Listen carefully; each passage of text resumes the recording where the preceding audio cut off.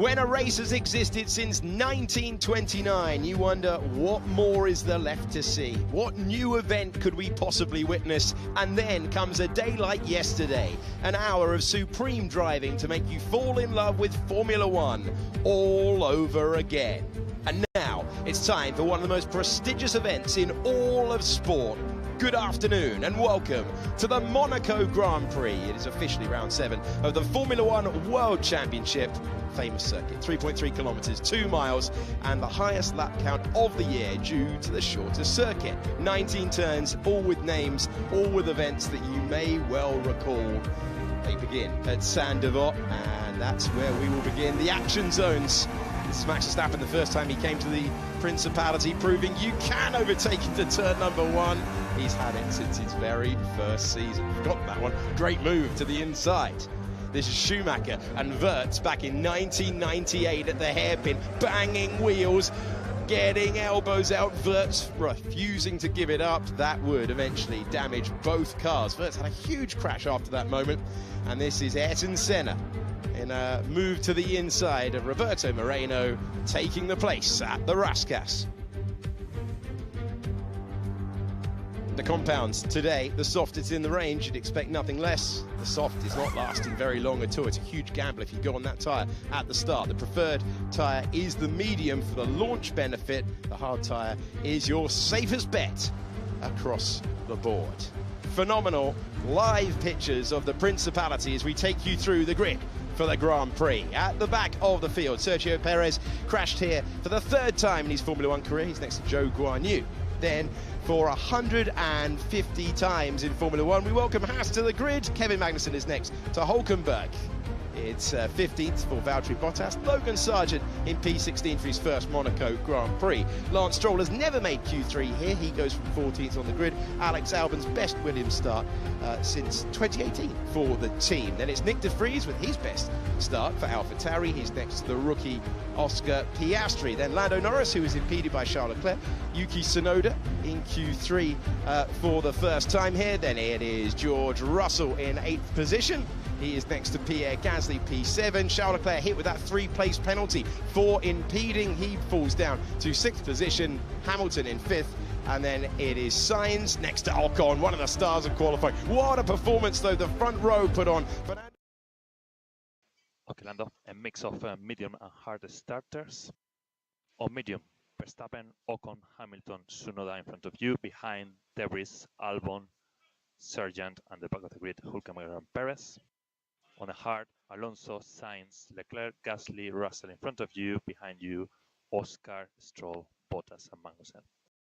And sitting next to me, 2 drivers, 2 ex-drivers who know a thing or two about negotiating these streets. I'm sitting next to David Coulthard, a 2-time Monaco Grand Prix winner and 3-time Le Mans winner. Alan. If Perez gets behind me, how do you want me to race him? Well, it's Monaco, so you race him 100%. Remember, it's Monaco. Fernando Alonso, can he convert 2-1 by the first corner? I believe that's his best chance of overcoming Max Verstappen, who I think has the underlying case should he lead around the first lap. Adam, we were talking about starts, how important it is. Yeah, it is. It's a very short run to the first corner, as we know, but it is, as you say, one of the very few overtaking opportunities. And if he doesn't get it done there, he's going to have to think about the strategy around about the pit stops. But right now as well, I think there's people out of position like Charles Leclerc that will be looking to try to take some advantage of that run into turn 1. Fantastic shots of the crowd. We find ourselves now awaiting the formation lap. We can see Max Verstappen is on the medium tyre. Fernando Alonso has gone for the hard. Esteban Ocon then on the clean side of the grid on that medium tyre. It's 3 o'clock local time. We're on the formation lap for the Monaco Grand Prix to bring a cheer from the grandstands, full grandstands, once again, just like it is at every single venue that we go to at the moment. That's the 130 metres down to turn 1. You've got to get the jump in the launch phase if you're going to be able to make the move there. Turn 1, lap 1, that's a big opportunity. You can sometimes see moves at the hairpin as well, but this is the hardest circuit of the entire season in which to overtake.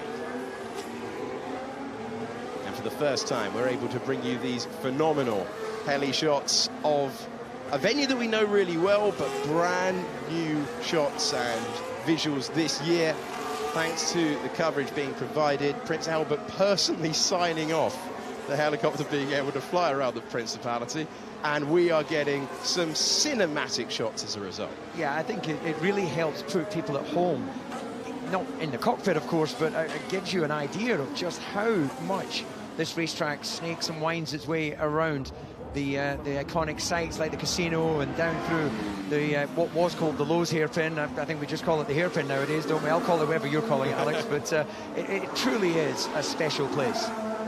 Okay, Fernando Alonso, the risk and reward is absolutely key, but he's not gone all in at the start. He's not going to roll the dice by the time that he gets to casino. The thought was that he might even take a risk to go for the softest possible compound. He's gone the other way. They have decided to play the long game, and the hard tyre is the favoured tyre. The previous winners of the Monaco Grand Prix last year, it was Perez. We had rain. Target -20. We could have a phenomenal battle between Verstappen and Alonso, who is gapping the pace at the very back of the field. Zhou Guanyu has decided to gamble at the softs. Here is the one driver behind him, Sergio Perez, on the medium tyres, hoping that it's one of those dramatic days in Formula One as he tries to recover to the points. A little bit surprising that Perez hasn't gone for the hard.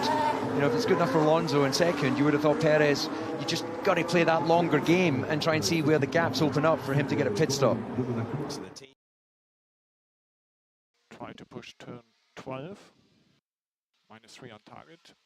For the year, it's an expensive car park at the Rasca. Indeed, and there's no handbrakes in Formula One cars. That's a slight incline as they go up to the final corner. And, well, Toto and his team, this is a magical moment, isn't it? Just before the start of a race, you get the adrenaline, you get the nerves. Doesn't matter how many races you've done, it's still like first time. Yeah, my heartbeat is certainly going at the moment. I can't imagine what it's like for, I wouldn't say necessarily those in the front row of the grid, it's the second and third row. We await the green flag at the back. Here come the lights for one of the great tests in all of sport. And Formula One is racing on the streets of Monte Carlo. Good reaction time for Fernando Alonso, but he didn't have the tyre to get ahead. Neither does Ocon. The top three are as they were. Alonso had a big snap as he came through Saint-Devant. Good traction for Lewis Hamilton as he tries to power past Carlos Sainz. They climb the hill through Beau Rivage in grid order. No change at the front of the field. Alonso got a good reaction time, but he didn't have the Pirelli rubber to out-drag Max Verstappen. All of the changes are at the back of the field where Logan Sargent has moved up a place and Hulkenberg has gained 2 as we go wheel to wheel through there, and there's contact between Sargent and the Haas there in the background of Hulkenberg as they're nearly parked up, nearly stationary at the hairpin, nudging each other through the corner. Unbelievable. And you've got Checo Perez there, absolutely at the back. And has there been some contact there, Alan? Yeah, Stroll's got a problem. He had a bit of contact down at Mirabeau and then at the hairpin going very slowly and a bit more. As it looks like at the front it was easy and they all got away very cleanly. At the back it was just a catastrophe for them. They were all tripping over each other. These are heavy cars, these are long cars as well for such a short circuit, but Verstappen getting what he needed. That was a clean launch, and now we've got the Red Bull team coming out into the pit lane. So is that damage for Perez? Because they were all basically stationary waiting for the next car to make their way through, but you can't actually stop the car at the slowest corner. Stroll is reporting a puncture. The Haas is in as well. So that would be Hulkenberg. We saw him having contact at Mirabeau as we sweep through Beau Rivage and we make our way. It is Perez who finds himself coming in, switching to the hard immediately. So he has no need to return to pits for the rest of the race. So Perez will get back in there. If there was any damage, he just gets out ahead of the Alfa Romeo who was forced to come in. That's Zhou Guanyu. I wonder if this is just simply, look, we're just going to go to the end of this Grand Prix. We're going to see if safety cars come to us. And, you know, rather than messing around trying to... Possible debris 5, 6, 7, stay online. And run your own race. But saying that, he had to do that. They had to make it out ahead of the Haas and also the Alfa Romeo that pitted as well, because I don't think that was necessarily in their game plan if it was to pit at the end of lap 1. Okay, lap 2 of 78, it's a 1.4 second lead for Max Verstappen on a softer compound of tyre. Esteban Ocon doing a great getaway, had good momentum up against Alonso, nowhere to use it though as the first turn appeared after 130 metres. Next Perez and Hülkenberg just already pitted for hard to go to the end. Also Zhu, all clear. Car in front to make an overtake around these famous streets, and that basically leaves you with a force of bullying the driver ahead into an error.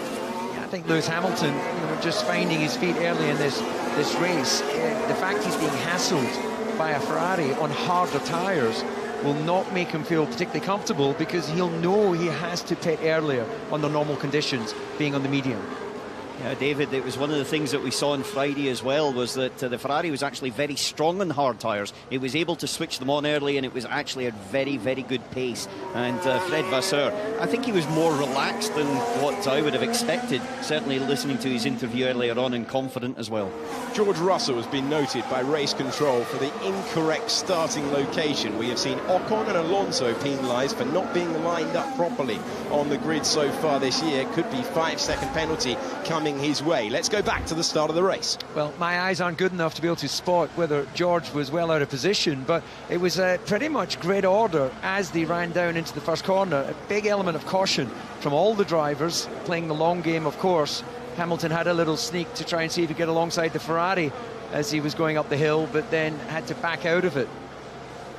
This is on board with Lewis Hamilton. Yeah, standard high hand position on the clutch, and you can see here he's just hesitant as he runs down into the apex of turn one, and then gets a good drive initially, thinks about it, and then has to back out as he snakes its way. Hey, look okay. To duck back in on that medium tyre. This is on board with Lance Stroll, who is heading into Mirabeau corner. Now, as we plunge down to the hairpin, let's hear from the Canadian driver. So much contact, man. Sheer disaster. Well, I'm not really sure he can blame anyone but himself on that one. You're trying to go around the outside of the hairpin. Doesn't mean it can't be done, but I've never seen it done. So much contact, man. Sheer disaster. Sort of cool. That was the Haas coming into the back of him just beforehand, outbreaking himself. Wait, what was that? All right. Head down, head down. Everybody saw it. Well, it wasn't pretty, but it's what's called an overtake, and sometimes you've got to get down and dirty in Monaco to get one of those done, and that's how close it was to Perez not getting out in front of the Alpha. Back to the race leader on lap 5. Perez with the fastest lap of the race on the hard tyres, and race control taking... Wait, what was that? All right. Head down, head down. Everybody saw it. The racetrack.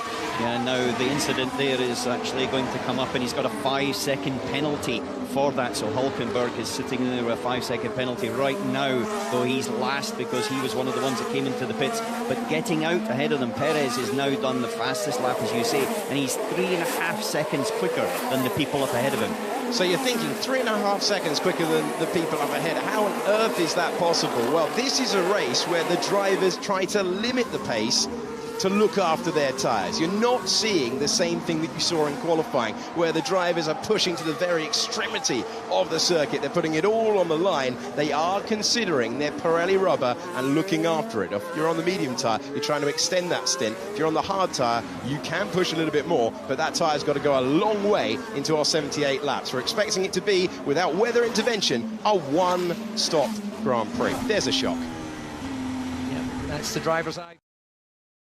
Into the famous Rascasse corner. You've missed the first apex, ignore that, and aim for the final part of the barrier. Look up, you see that cone there, beautifully positioned at the on the top of the Armco in Anthony Noakes, and then down the start-finish, not straight. We call it the start-finish straight, but there's nothing straight about it. There really isn't. If you weren't with us yesterday, that is that cone on the apex of Anthony Noakes, the corner named after the founder of the race, is a DC contribution to the Formula One World Championship. Yep, not remembered for anything else other than putting a red cone. Checo at the back, just pitted for hard, 16.5 his lap time for info, and all the field is packed. At the start of a race, a reminder that the pit stop window, and this is the balance now between keeping your tyres out of the graining phase and having a gap in which to drop into, because it is mighty difficult to overtake around here. 2 seconds for the lead of the race, that's the gap. Verstappen just measuring the pace out front, not taking anything out of those medium tyres that he doesn't need to. Alonso just staying within 2 seconds. So here's the thing right now, Perez is 28 seconds behind. Let me know when Ocon starts struggling with Perez. Just outside the pit stop window of Verstappen. So the reason that Perez has gone for that, he could well, if he manages to clear Stroll and Magnussen, he can be within the pit stop window of Verstappen, who, if we assume a 19-second stop, could end up coming out behind Perez, but of course on much fresher tyres. I know it's very early in this Grand Prix, but just throwing out there, if Perez can make it to the end of this race, he's going to get some big... No issues on brakes, Kev, no issues on brakes. Taking tyres that shouldn't go the distance way too far. And the hard tyre today might seem a long way, and they wouldn't be in great nick by the end, but Pirelli think it is possible to do basically the whole Grand Prix on that compound. Yeah, he's basically twinned with David Attenborough, isn't he, as a great conservationist. He's also coming back to his first Grand Prix victory, if we think about Bahrain. Yes. He was able to have a fantastic recovery from down in about 20th position. I don't think we're definitely... Max lap time. Got a bit of medals just for your sake. Consistently so as well. Update about George Russell. The suspicion was that he was too far forward in his grid box, and that was why they were looking at it. They've reviewed it, and there's no further investigation required. So Russell, if you just remember, Verstappen in Melbourne was at the very brink of his grid box, and that caused a lot of chatter after the Grand Prix, but it looks like Russell's done a similar thing. I think we can look after the rear tires a bit more in exit turn 11. It's the worst place, exit turn 11. Then again, I don't think it would have given him any advantage where he was, and especially not with that short run to the first corner. Russell there sitting in 8th place. It's a kind of a train behind Esteban Ocon in 3rd. You got Sainz, Hamilton, Leclerc, Gasly, Russell. They're all just sitting in one sort of train. Ocon doesn't seem to have the race pace that he had in qualifying yesterday, where he was he did a stunning lap. So everyone's being fairly well behaved right now. Let me know when you're ready for me to hit the brake a bit harder. The people around them, but we know one thing, is that a long race, concentration can waver. Somebody's going to make a mistake at some point in this race. And the way they're going to make a mistake is if you go into the graining phase. I heard a great quote in the paddock before the race. The car starts to do what it wants rather than what you want. You've both gone through the graining phase on front tyres. Talk us through what actually happens behind the wheel. Yeah, basically, from that perspective, the front tyre isn't as precise as it was, and so areas like this coming through to back and then out of the second part of the swimming pool, where you've got very little margin for error anyway, then it can just wash out that little bit more, and it's too late to do anything about it. It's such a narrow track, so you've got to be careful. And the other thing about it is that you've just got to be patient and wait for it to come back to you. And ultimately, that's sometimes not necessarily leaning on it as aggressively and trying to be gentle with the front of the car so that you can protect it. Yeah, graining on a tyre is actually very similar to what you would see with an eraser. You know, you get these rubbers that you put at the end of a pencil, and if you rub it too hard, then basically it gets warm and it starts to fall to pieces. So you've got to be disciplined on using the tyre, but not putting so much slip angle into it that you're tearing the surface of the tyre. And then we refer to it as the gauge, the thickness of the tyre. You know, once you take away some of that surface temperature, surface tyre, I should say, then you lose some temperature in the compound, which then tends to stabilise the actual amount of graining that you have. So that's what the drivers have to contend with. That could well elicit a mistake around this circuit. The other might be a push in lap, really trying to make sure that you get the gap that you need and you turn the wick up. And we can see now that we've got flashing through your picture. First of all, the Haas of Magnussen, then the Aston Martin of Stroll, and then Sergio Perez. And because of Stroll's drama on the first lap, having to come into the pits. That is a faster car ahead of Perez than he would want. Yes, but also the other thing is the cars ahead of them, being Bottas, Sargent, Magnussen, are slower. So we're talking about the pit stop window, and potentially Perez could be somewhere near it. He is now 28 seconds behind because he's caught up in those cars, and those cars are roughly 2 seconds slower than he can maybe do. Which axle you're wearing? So, Fernando, it's all about the rears, the left rear, it's all about that. So we're happy to use the fronts to protect the rears. That's good news, actually. That's good news for him. That means he can be slightly more aggressive.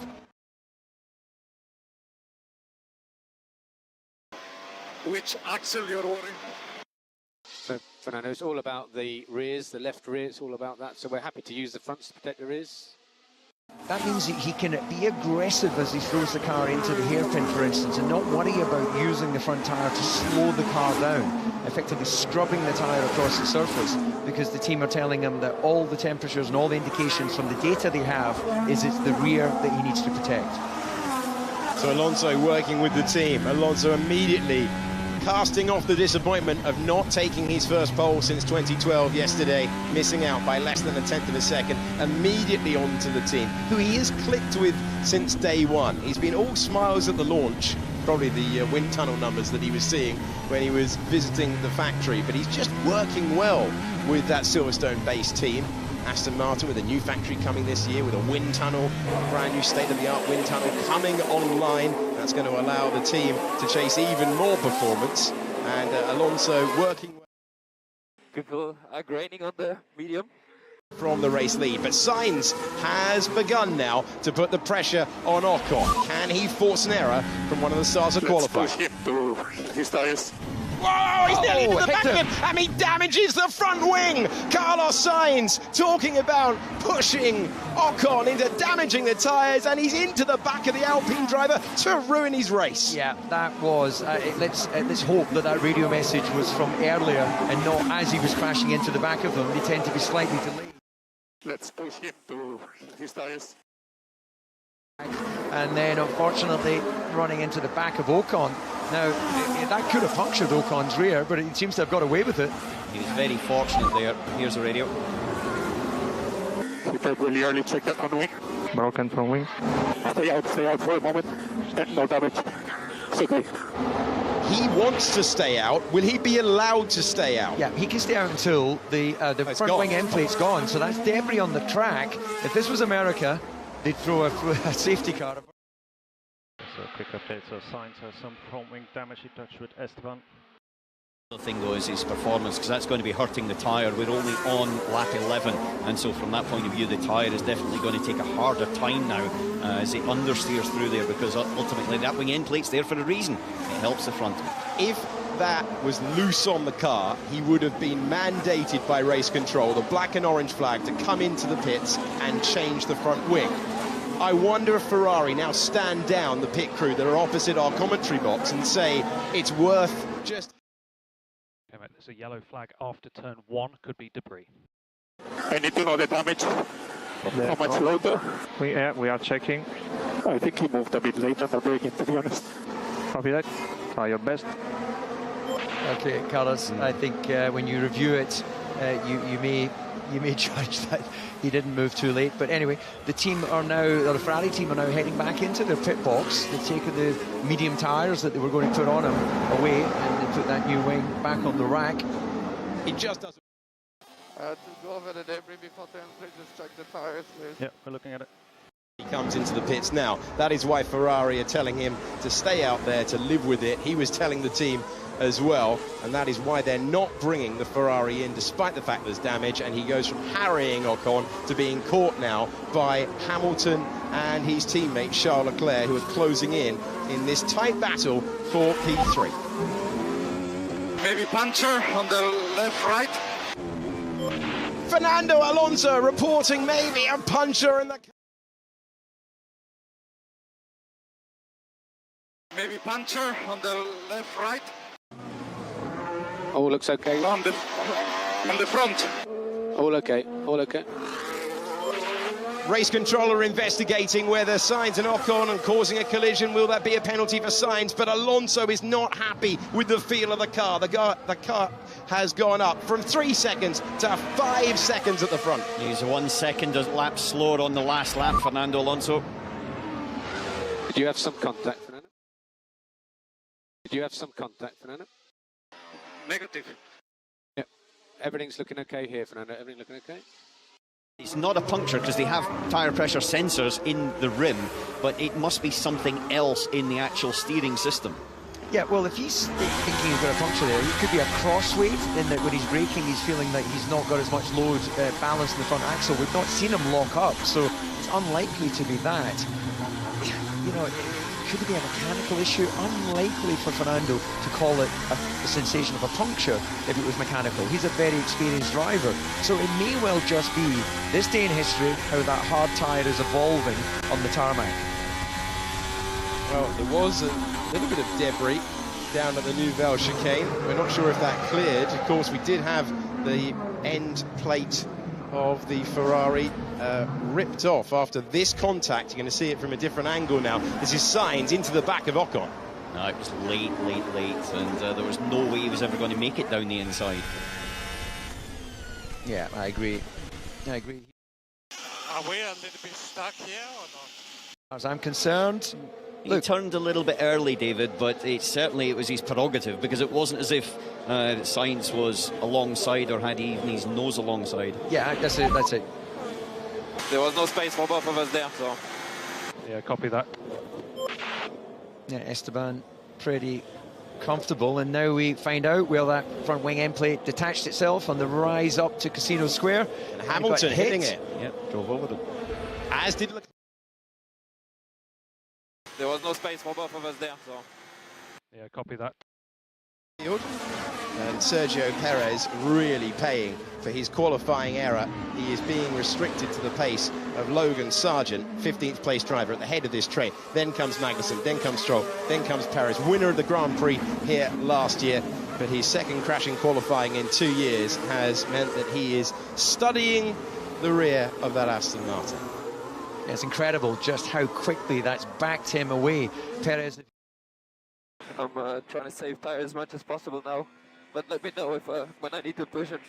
I'm in front again if someone pits.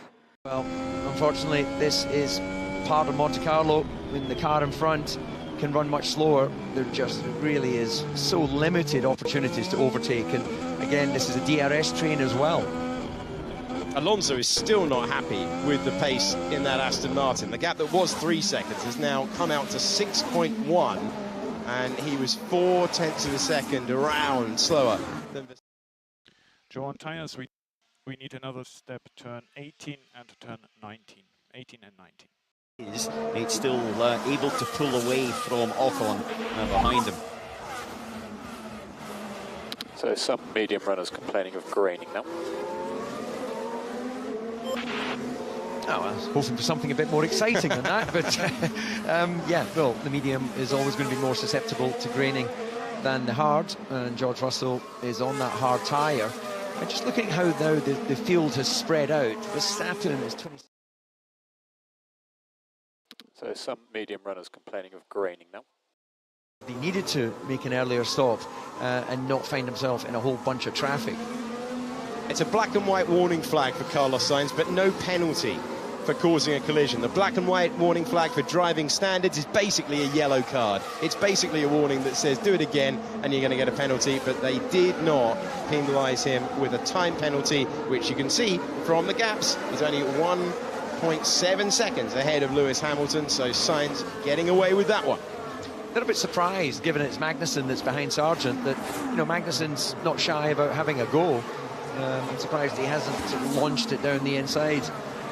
He's maybe becoming sensible in his mature racing career, playing the long game. Magnussen, who has the most starts in Haas team history, 106 with the team from 2017 to 2020.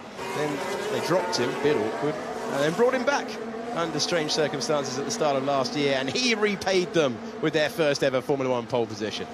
Is it not, was it Elizabeth Taylor, married and divorced and married Richard Burton a few times? It's a bit like that, really, isn't it? And here he goes. Whoa! Down the inside. Down the inside, another Haas attacking Sargent at that corner. And this time it's Magnussen who finds a clean way by. And that will give him immense satisfaction. Yes, it's only for 15th position, but you're not going to see a lot of overtakes around Monte Carlo today. That said, Lance Stroll is trying to change that. If we increase those peak brake pressures, that will help load up the fronts. Gaining on those, and so therefore he's going to be struggling to get the power down now, and also just the feeling and consistency of it. And he's just going to be targeted by Lance Stroll next, I'm sure. Yeah, you could really see with that rear camera shot, that graining that Alan was talking about in the middle of the left tyre, right as we look back, as Stroll tries down the inside in a place where you can't overtake, he does overtake. And he's not the only one. Barging through the final corner goes Sergio. Sargent's blocking for Albon. At Anthony Noakes it was Perez, and maybe at Sandoval it will be Zhou Guanyu. Sargent has completely run out of tyres, and he's going to be visiting his team surely in a few moments' time. That's what happens when you're a rookie around these parts. The young American driver in his first season of Formula One. This is his 6th Grand Prix start, and he is running out of tyre as the Williams driver passed. Remember, we've told you earlier in the broadcast, going to be 2 seconds a lap fast. Sargent is holding everyone up. Kevin just got around Sargent, so now it's Sargent, Stroll, Perez, Zhou, Yu. Lap 18, as here we're on board again with Magnussen. He just slides down the inside. It's close at the end. It was always going to be close. There's no way you can go past there without it being so, but certainly a bit closer than it looked the first time we saw it. Yeah, 11 out of 10 for commitment. He was coming through, or he was going over the top. And then he got hung out to dry. Lance Stroll down the inside, and then Perez. And flap update when you can. Okay. Like he's done it down into the hairpin. At the slowest corner of the Formula One calendar, there is the move, and that is what we were looking for to the inside. So into the pits comes Alexander Albon. Is that Bottas making the move on Albon as we go through there? And now Bottas in 13th, Albon down to 20th position. Cycling through now with the remaining cars to clear Sargent. Now it's round 2 between these two. Sargent ahead, and he defended that time. Alan, you mentioned that it's early in the race as Hülkenberg shapes for the move at the hairpin and can't find a way by. So the Williams team just not having any sort of longevity on the medium tyre. No, but to be honest, with the pace that he's doing and dropping back, I don't understand why he stays out, because ultimately it's not helping him, and the hard tyre can go for a long way, as now we see. Okay, Albon has pitted for hard, mode 3 when you can. Next car is Bottas, 5 behind. And he won't be the last one. Poor old Logan Sargent tumbling to the back of the field. He is going to be nearly down to the canvas at this rate. There is such high wear on the Pirelli medium tyres. This was Sandoval, this was Zhou Guanyu. And instead, I'm not entirely sure what's happened there, but Hülkenberg took advantage. Well, he decided not to go round the corner, but went inside it. Nice job so far, clearing a few cars behind. Next group of cars is Piastri and De Vries in P11 that we need to clear. Developing his early Formula One career, certainly deserves to be there, but that was a rookie error. And box to overtake Ocon, box to overtake Ocon.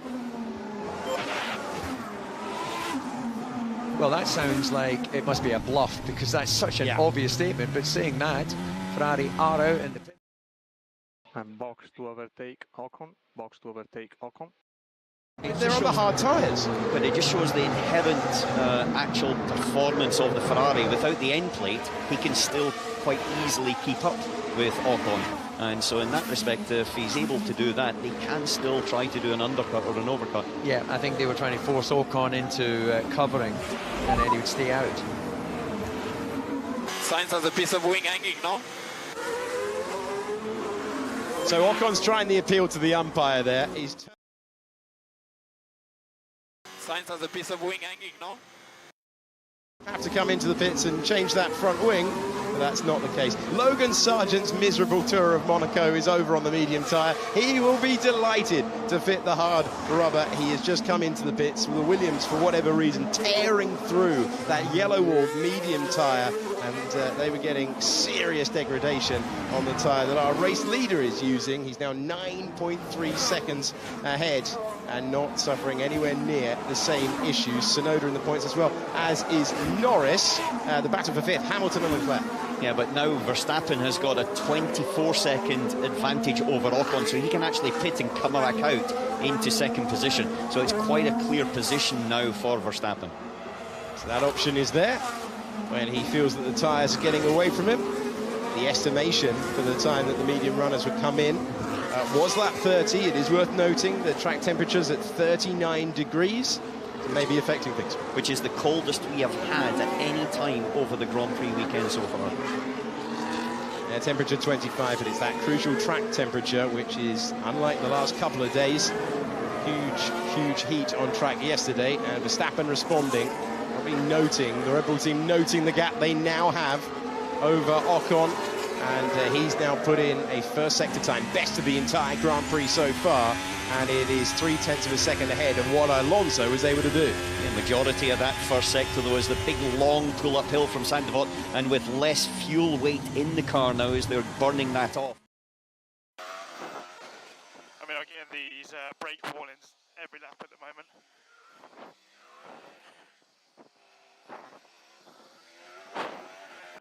Yeah, we're just bobbling along at the top of the limits on the front left caliper.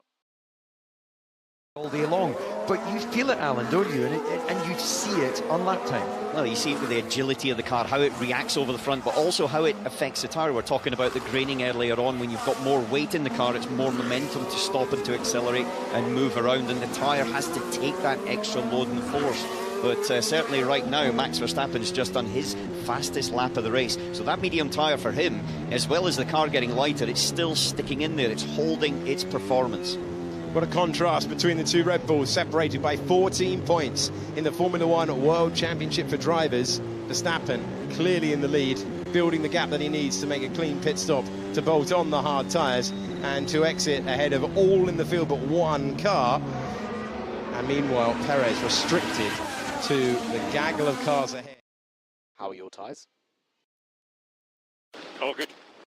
Magnussen, who made that move, and they're through Casino, avoid the bump on the left-hand side, dive down to Mirabeau corner, and the Aston Martin clearly faster than the Haas. The story of the Haas weekend, Magnussen said, it felt like we were going along nicely, we were making progress, then everyone took a step forward, and they couldn't. And it left them at the back of the field on the ninth row of the grid. They definitely weren't at their best round here, that's for sure, and really it's a struggle from any point outside of the top 10, as we see Lance Stroll now just all over the back, and Magnussen having to defend, so it's going to compromise him even more, as now Stroll's got a bit of a run down the inside, not quite enough, as there was quite a defensive and robust defensiveness from Magnussen. Wide at the chicane, compromised him into back corner. The fast left-hander tightened in recent years, so not quite as brutally quick as it was in the past, but Stroll is seeing new parts of the principality here, because he's darting left and right, and he's all over the back of the American car ahead, checking where Perez is in the mirrors as they dart over the fastest part of the circuit. Magnussen trying to defend. It's only for 14th position, but it's all that Stroll has available to him. Driver who's never made Q3 here in 6 visits to the Monaco Grand Prix, and just doesn't work for a driver who has been on pole in Formula One. That gives you a great idea of the descent down to Mirabeau and the speeds that they are doing around the circuit. In comes Logan Sargent once again, and he's just gone past our... Happy to do less LICO. At the moment. He was just in for a set of tyres about 5 laps ago, so this is definitely not something related to tyre wear. Yeah, I think what he's discovered is he felt really comfortable during that pit stop, sitting still in the pit lane, and wants to stay there. And for info, Alonso reporting rear left graining on the hard. Yes, same here. Okay. I think the deck is higher than expected. Yeah, if you were surprised to see so many cars starting on the... Normally you want the softest compound available to you to get that launch off the line, the more grip. Well, if you were surprised to see it, the main reason is that every tyre is graining far more here at a circuit that was resurfaced before this season's Grand Prix. Yeah, it's incredible, actually, just how quickly they resurfaced this track. You know, Alan and I are both residents, and sort of overnight, they just go to work and you come out and you've got beautiful new tarmac. It's incredible what you can achieve when you really need to. And that surface itself, though, is quite different through the course. So now just struggling with front left. Lando, possible rain, class 1 on lap 35.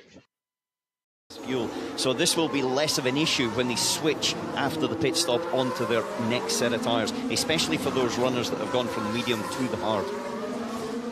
It's going to be a crucial phase of the race and the battle for the final place on the podium. Ocon in third, and then not much of a margin to Sainz. Basically the same margin to Hamilton, and Leclerc ready to pounce as well. Then you've got Gasly in the near vicinity. And so that is a very tight gaggle. It puts a lot of pressure on the pit crew, puts a lot of pressure on the in and the out lap. And suddenly the driver, maybe having managed, maybe gone to a prescribed pace, working with the team, these long strategic meetings that they have from Saturday into Sunday, and then you're at maximum attack on your in lap. How was the rain looking? In 45 minutes, but is slowing down the risk. There'll be somebody from the teams. How was the rain looking? In 45 minutes, but is slowing down the risk. Hang over Monaco, and there's quite a rock formation behind which can gather, but it also does slow down the potential for rain. And you see it there, though, it's coming in from the Italian side, and there's a lot of hills, and whether it actually disperses in that time period coming across. 45 minutes, though, we're going to be into the last part of the race by then, so the chances of coming into anything real, I would say, are reasonably minimal. However, if it does start, it could rain heavy. Lando, possible rain, class 1 on lap 35. Right then, it's time to guess what class 1 rain means. I'm going to say that's on the lower level. I would think 10 would be the scary number. 10 was last year at the race start. Yes. But yeah, normally it's in, you've got 1, 2 and 3. And 1 is basically light drizzle, certainly no change of tyre. There we go, so Lando Norris being told that by his engineer Will Joseph. Lando Norris being told from there are spots of rain, so nothing to change. As Alan said, that's the phrase, nothing to change the tyre that they're on, nothing to change things at this stage. So we're still focusing on the original thought in the Grand Prix, which is whether it was better on the medium or the hard. And box to overtake Ocon. Carlos, box to overtake Ocon. Is that a repeat from the previous radio message? It does indeed, but Ferrari coming out into the pit lane, so no sign of any movement at Alpine. So does he make it into the pit? And box to overtake Ocon.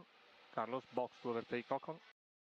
Given how early he was on the hard tyre, but this time the Ferrari team did come out, getting a little bit of exercise down there, off the chairs, back on the chairs. Yeah, but it would be very critically close coming out behind Tsunoda as well if he did that, so he's maybe wanting to try and extend one more lap. It's right on the limit of maybe about a second, so if there's any glitch in the pit stop, then he would be behind Tsunoda. It's a very good point, because if Ocon very much running his race for that third place, you know, what is he, 17 seconds behind Alonso, so if Ocon kind of backs Sainz up and makes it difficult for him then to be able to find a space in the traffic. No, front left really isn't really. Understood. Yeah, you can see that graining there in the middle of the tyre. May not be pretty, but he's still delivering consistent lap times, trading with Alonso.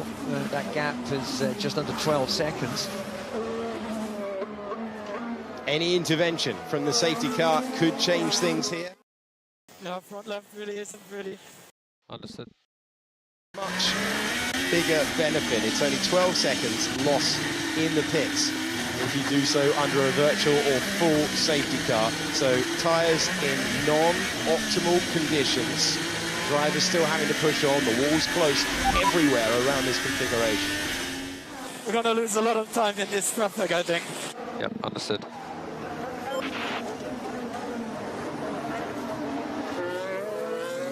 We're looking at the second Red Bull at the moment. We're going to lose a lot of time in this traffic, I think. Yep, understood. The team, and he's got a huge gaggle of cars directly in front of him, so that's what Verstappen's talking about. You've also got Perez just up the road.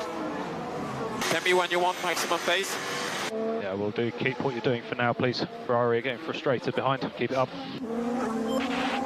Yeah, these guys are going to have to pay attention to the blue lights in their cockpit. The blue marshal's posts will be flashing as well when Verstappen gets into position. He cannot hold them up with the being lapped. I struggle to think we get to the end with this. So, drivers that he will be lapping quite soon, and there's a gaggle, and this gaggle is all the way up to Nick de Vries, who is 72 seconds behind Verstappen, but just about to be lapped.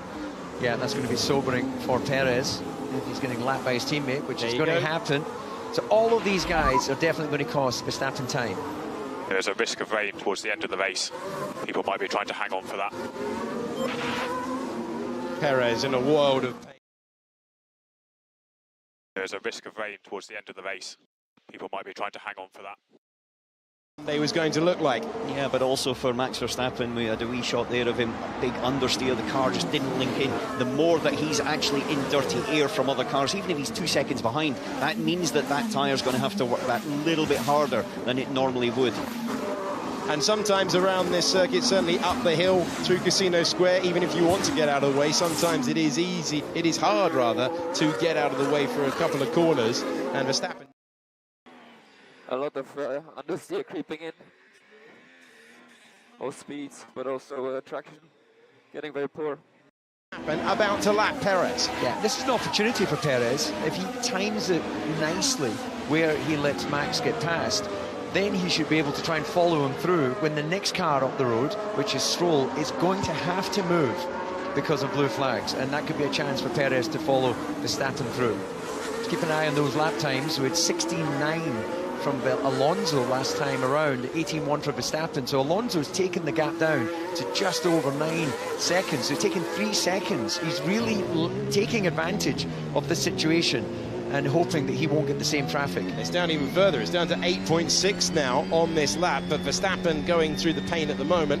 Alonso not having to going through that in about 10 seconds further back. There is Stroll, part of the gaggle. Yeah, but the fact is that Alonso's going to catch them. Yeah. It's not as if he's going to have a pit stop prior to hitting the back of them, just because of the number of laps in the stint. And so therefore Alonso's going to have that similar sort of pain. Rear. I mean, both are going, but particularly rear.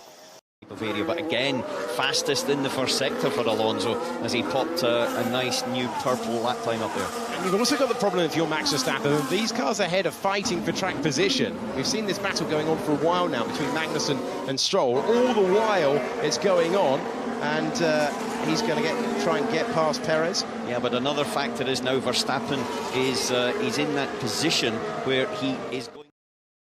Check my front right, I clipped the wall, but still good. Copy, checking front right. We've got Mercedes out in the pit lane, so is that going to be for Hamilton? Yes, it is. So Hamilton comes in from 5th position where he started the Grand Prix. He hits his marks, he's away cleanly, and he's got hard tyres fitted to the 7-time World Champions car. Not with the machinery that he wants at this stage. Heavily revised Mercedes, totally different philosophy of the car going. Okay, Valtteri, we really need to get de Vries if we can. Try to use the blue flag to your advantage.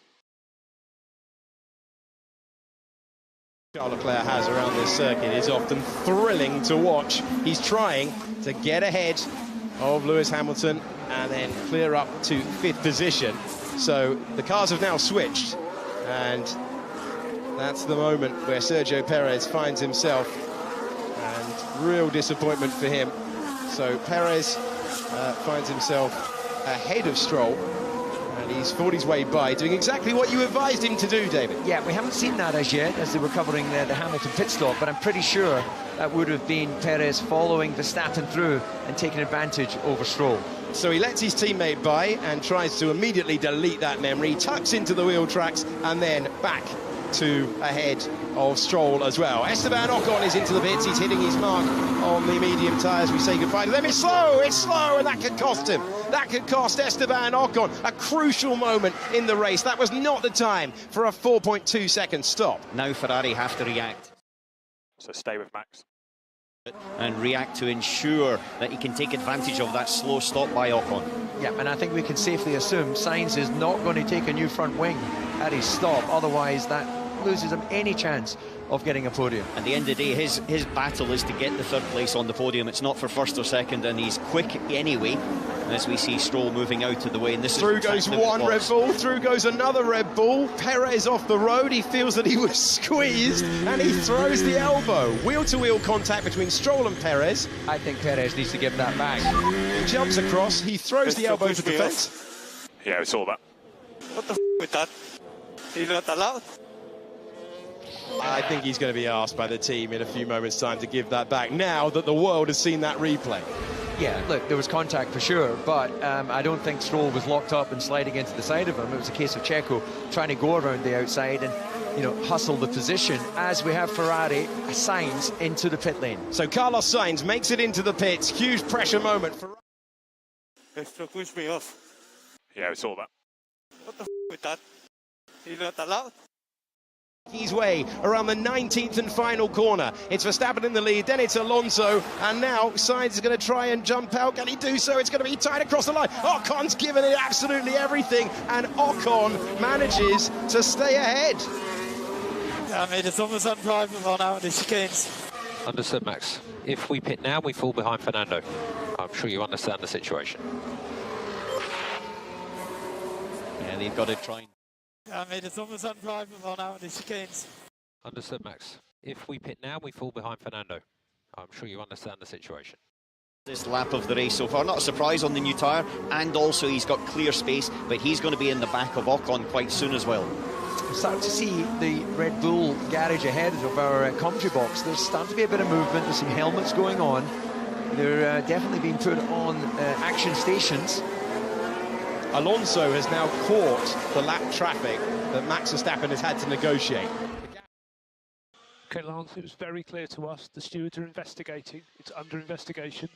Magnussen ahead and making contact with the rear of the Haas. Yeah, front wing is gone. He will need to come in. That was clumsy. So here we see it from on board, Lance Stroll. And I don't know if the Haas had an issue, but Perez just right into the back of him. Damage. Nico just brake tested me. It's Magnussen first of all, and second of all, let's have a look. I think he was just wide coming in. Magnussen is slow to get onto the throttle. Yuki, if you have 1 or 2 tenths in your pocket, is the moment to use it now. No, absolutely, and if he did, that will be very clear on the data, but I can see the team getting ready with a front wing for Perez's car. That looked like a lot of damage on that front wing, unlike Sainz, who's got away with just a little bit of front wing flap missing, and the team are out in the pit lane, new front wing already, and well, how much time is that going to cost them? Add several seconds to the stop.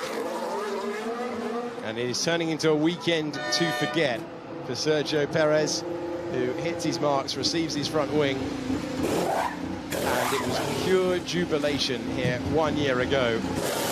It's the other side of the coin for the popular Mexican driver, the king of the streets, with a day to forget, and he's back in there, and he needs that rain to arrive and turn it into one of those completely unexpected Monaco races in the wet, like we had back in 1996 when Panis won.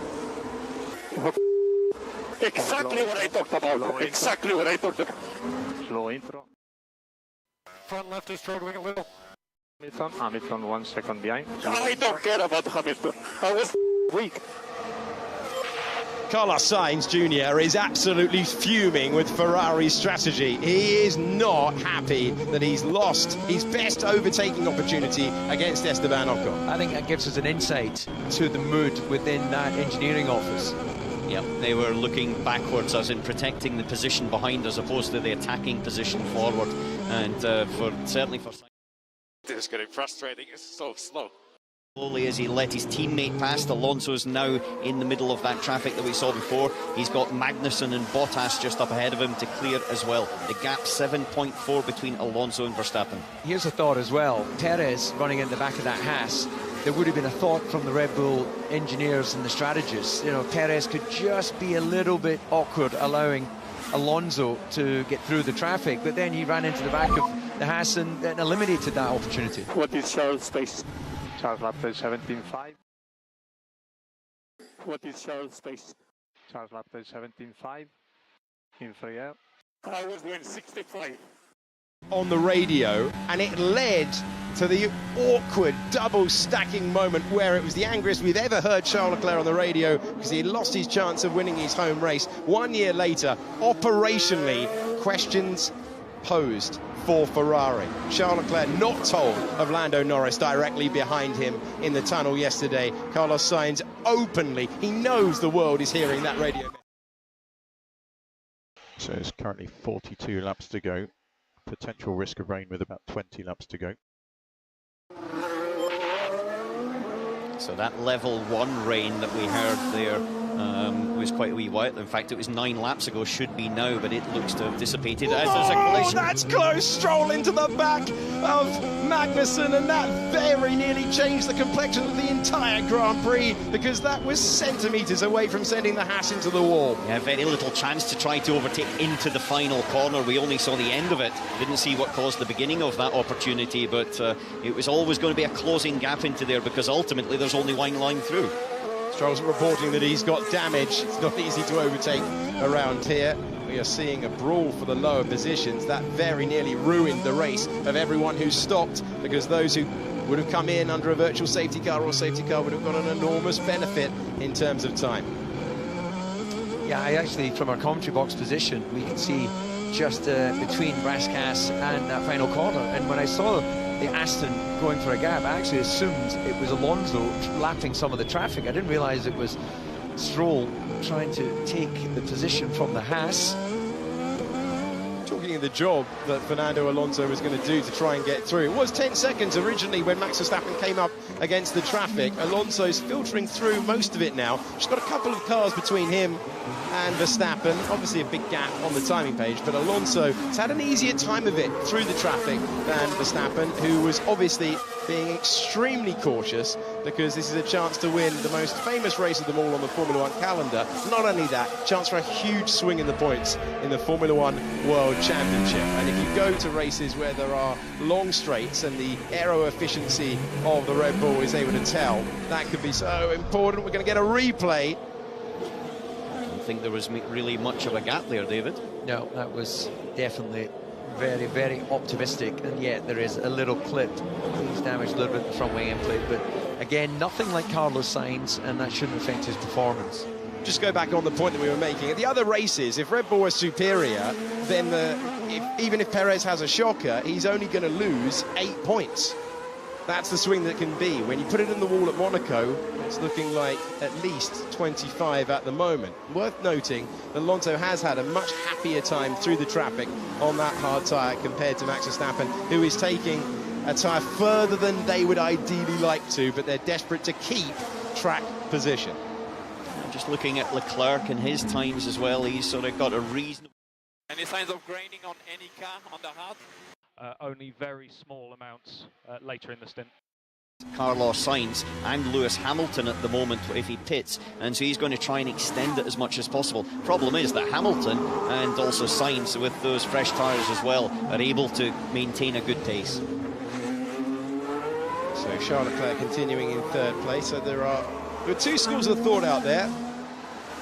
The incident involving Stroll and Magnussen has been noted for causing a collision. Some drivers are hoping for the rain. Yeah, there is rain in the north. We think it's still several minutes away if it gets here. Due to the graining that they had. It's lap 40 of 78 in the Monaco Grand Prix of 2023. Yeah, basically just over half distance now.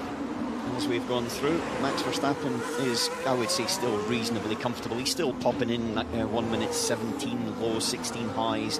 So even although he's got a lot of graining and he's very deep in with this medium tyre, it was meant to sort of do between 30 and 38 laps. He's already on lap 39. He's in a position where I think he can extend out quite easily.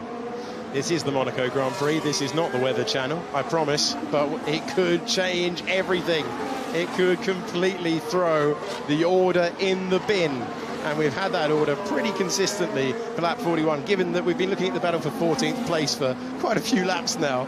Nothing else on circuit to note at this stage. Well, one thing to note on circuit is actually that Piastri, who struggled very badly on Friday and most of Saturday, has been... If anything, Esteban, we think the limitation will be the front left tyre, so let's try and keep on top of that with switches if we can. Oda, who's 5 seconds up the road, and so therefore I would say Piastri's having a pretty good race. Yeah, progressed through in his rookie season. There's Antonio Giovinazzi, former Formula One driver, now the reserve. He is heading to Le Mans in a few weeks' time. And this wonderful time of year to be a motorsport fan, the Indy 500 later on this afternoon, and then the Centenary. Le Mans 24 hours. Is this the moment for Lance Stroll? We're going to hype it up. He's got damage to the car. He's had Magnussen ahead. That's not with the setup that they want with either car. It's been a dramatic day. You have to say that Magnussen has pulled off the overtake of the race so far when he dived to the inside of Mirabeau corner on Logan Sargent, and there was just enough room. And Stroll having a frustrating time of it after that early qualifying exit in Miami and having to run a damage limitation race. It's more of the same. The 6th Grand Prix of the year. And getting the traction. Is anyone else still out on the hard? 18 and 19, but there's no clear way by. And Magnussen remains ahead. The team's 150th start. Magnussen, who has twice finished 10th in Monaco, once for McLaren and once for Haas. Just not got the traction out of the corners to be close enough to have a sniff going into either the first corner or sandwalk, which really you need the person ahead of you to be very, very compliant, or the dive into the chicane. But he certainly... Copy, those who started on it are still out. Some point soon. Yeah, there you go. He is not shy. Alan sort of stepped back there in the commentary box because he thought he was going for it. Yeah, look, any of those lunges are going to result in contact. Currently, he's got to think of another game plan here because what he's doing right now isn't working. And this could change things. This battle could decide the race. If we get a safety car or a virtual safety car because of contact between these two, you need not worry about the rain for an intervention. It could completely turn on a battle for 14th position. You can see the marbles off the racing line as we go through Beau Rivage and into Mirabeau. Yeah, looking at Verstappen here, he's well in the lead now. He's pulled it up to 9.3, but he's going to be coming up quite soon on the back of Piastri in 11th to overtake. So I think he's probably going to try, David, to get to that position and then duck into the pits probably in about the next 3 or 4 laps. Yeah, you don't want to take it much further. Pirelli saying the absolute... This pace looks okay. It's coming towards us, so don't worry about it. T3, that was the limit given at the start of the race. Verstappen in control. Gasly's backing me up, I reckon. Not sure why. Russell trying to work it out, you can see. But like half a second quicker. Gasly's only 2 seconds behind Charles Leclerc. It's not as if there's a big gap ahead of him, and so therefore I think reality is that Charles Leclerc is dropping off a little bit in the pace as well. Gasly's backing me up, I reckon. Not sure why. Compound of tyre on their car before we get to the end of the race, as per the rule book. So we've got a lot of new fans. We've got a lot of you joining us the first time in the last couple of seasons. It's great to have your company. I'm not sure how long I can keep this up, though. Understood, Max, so just keep us informed. It's tactically the right thing to do, but... I'm not sure how long I can keep this up, though. Understood, Max, so just keep us informed. 9 seconds window, then Fernando can't undercut because it's going to be blatant the obvious. He'll just react the following lap. Fernando just has to take it as long as he possibly can in this Grand Prix to push Verstappen into having to make a stop. And remember as well that they're going to switch onto the other way, so Verstappen will go onto the hard tyre, whereas Fernando will go onto the soft, or the medium, sorry, I should say. And so therefore, if there is another 4 or 5 laps, Max, and we could pit ahead of that train of blue flags. It'll be with Verstappen. Yeah, you know, basically Alonso's got more scope to sit and wait and see, well, is the rain coming? Is it going to be sufficient that we need to come in and put intermediates? Or, you know, what's the situation there? So, yeah, if I was Verstappen, I'd want to be really working to not allow that gap to get below 5 seconds. So he seems to be holding it reasonably well at the 9 at the moment. And just looking at the track map, another consideration here is where Stroll is on track. So not in the... So in about 5 laps, we'll start nibbling at the back of those guys. Comfortable cap to get Verstappen out on track ahead of Stroll, who they could use tactically. Charles Leclerc has been called into the pits. The driver from 3rd position is going to take on some new tyres, the medium tyres, and watch Hamilton. That's the gap. That's who he's racing against. 2.2 seconds. Good stop for Ferrari. And the man who was behind Hamilton in the order is going to be behind him again, but with fresher rubber bolted to the Scarlet car. Hamilton. Quite consistent, but yeah, I can't keep up with the race anymore. Copy. This is the pace, so. Copy, understood. Ahead of Yuki Tsunoda is still 9 seconds at the head of the race. He's quite comfortably behind Hamilton in that respect. There was a 5-second roughly delta between the two of them anyway as he came into the pits there, but for now Leclerc, he's got some clear air, he can build up the tyres quite well, and then he just needs to sit on the back of Hamilton and wait to see what happens. Driver's eye view, making our way with the race leader through Casino. Here he is, Max Verstappen, ticking all the boxes so far. Fantastic shot. Talk us round a Grand Prix you've won twice, David. Yeah, well, he can use that front tyre to scrub a little speed around the hairpin. You want to use the curb at the first portier, and you're just looking straight away for the second portier. You can see a cone on the top there. I wonder who persuaded them to stick that one there. But you never look at the left side of the Armco barrier. He made an adjustment there on his steering wheel, spot the braking just at the top of the crest there, go down into the chicane. And So what are the threats, basically? So mainly rain in about 15 laps, potentially.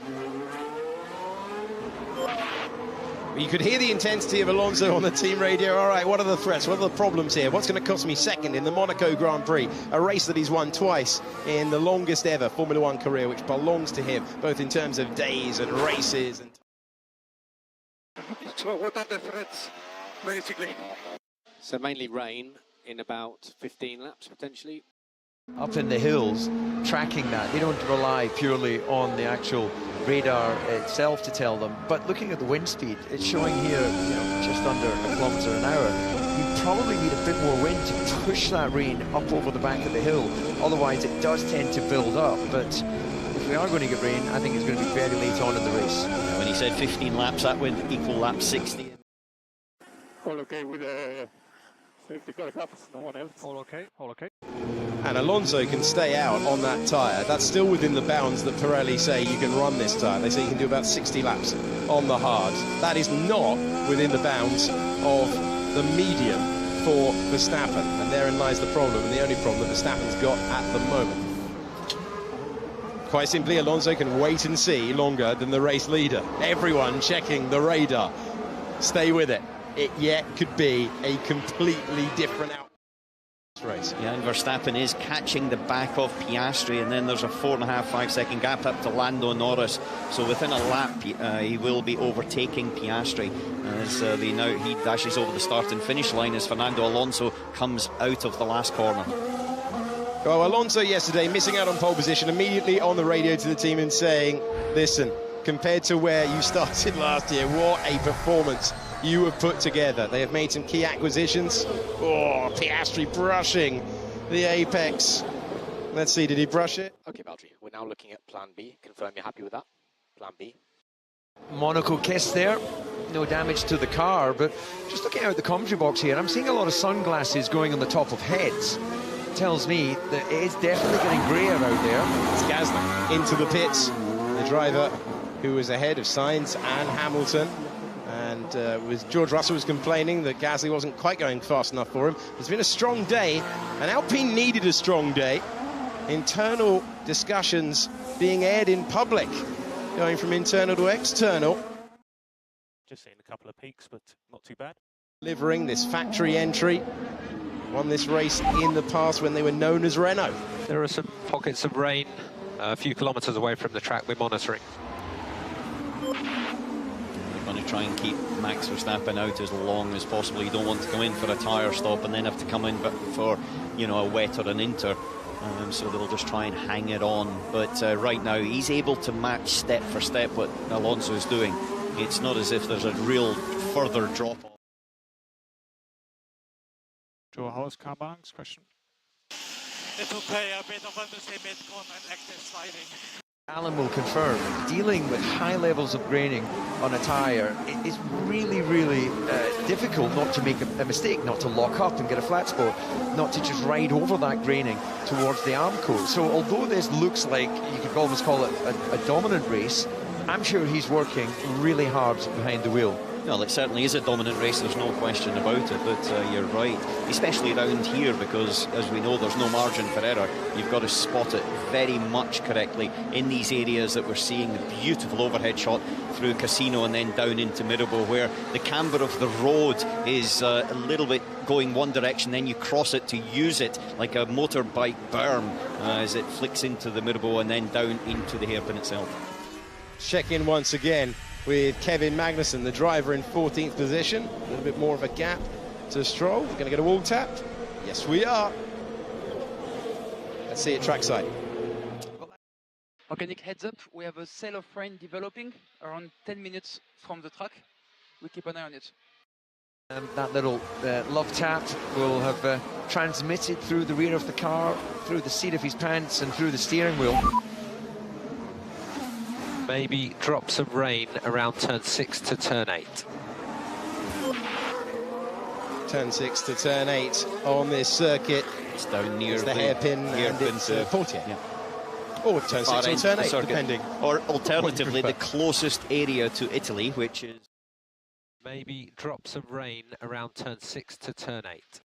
Home, and we're actually a little bit closer to Italy than turn 6 and 8. Shall I drop her a message and send her a text? Whether she's sunbathing or not? They must be hugely worried about this now, because this is now stepping beyond hedging your bets to doing something you wouldn't want to do on the medium tyre. We talked about what could cause an error around this circuit. Taking a tyre beyond its planned life around... Oil button. Oil button.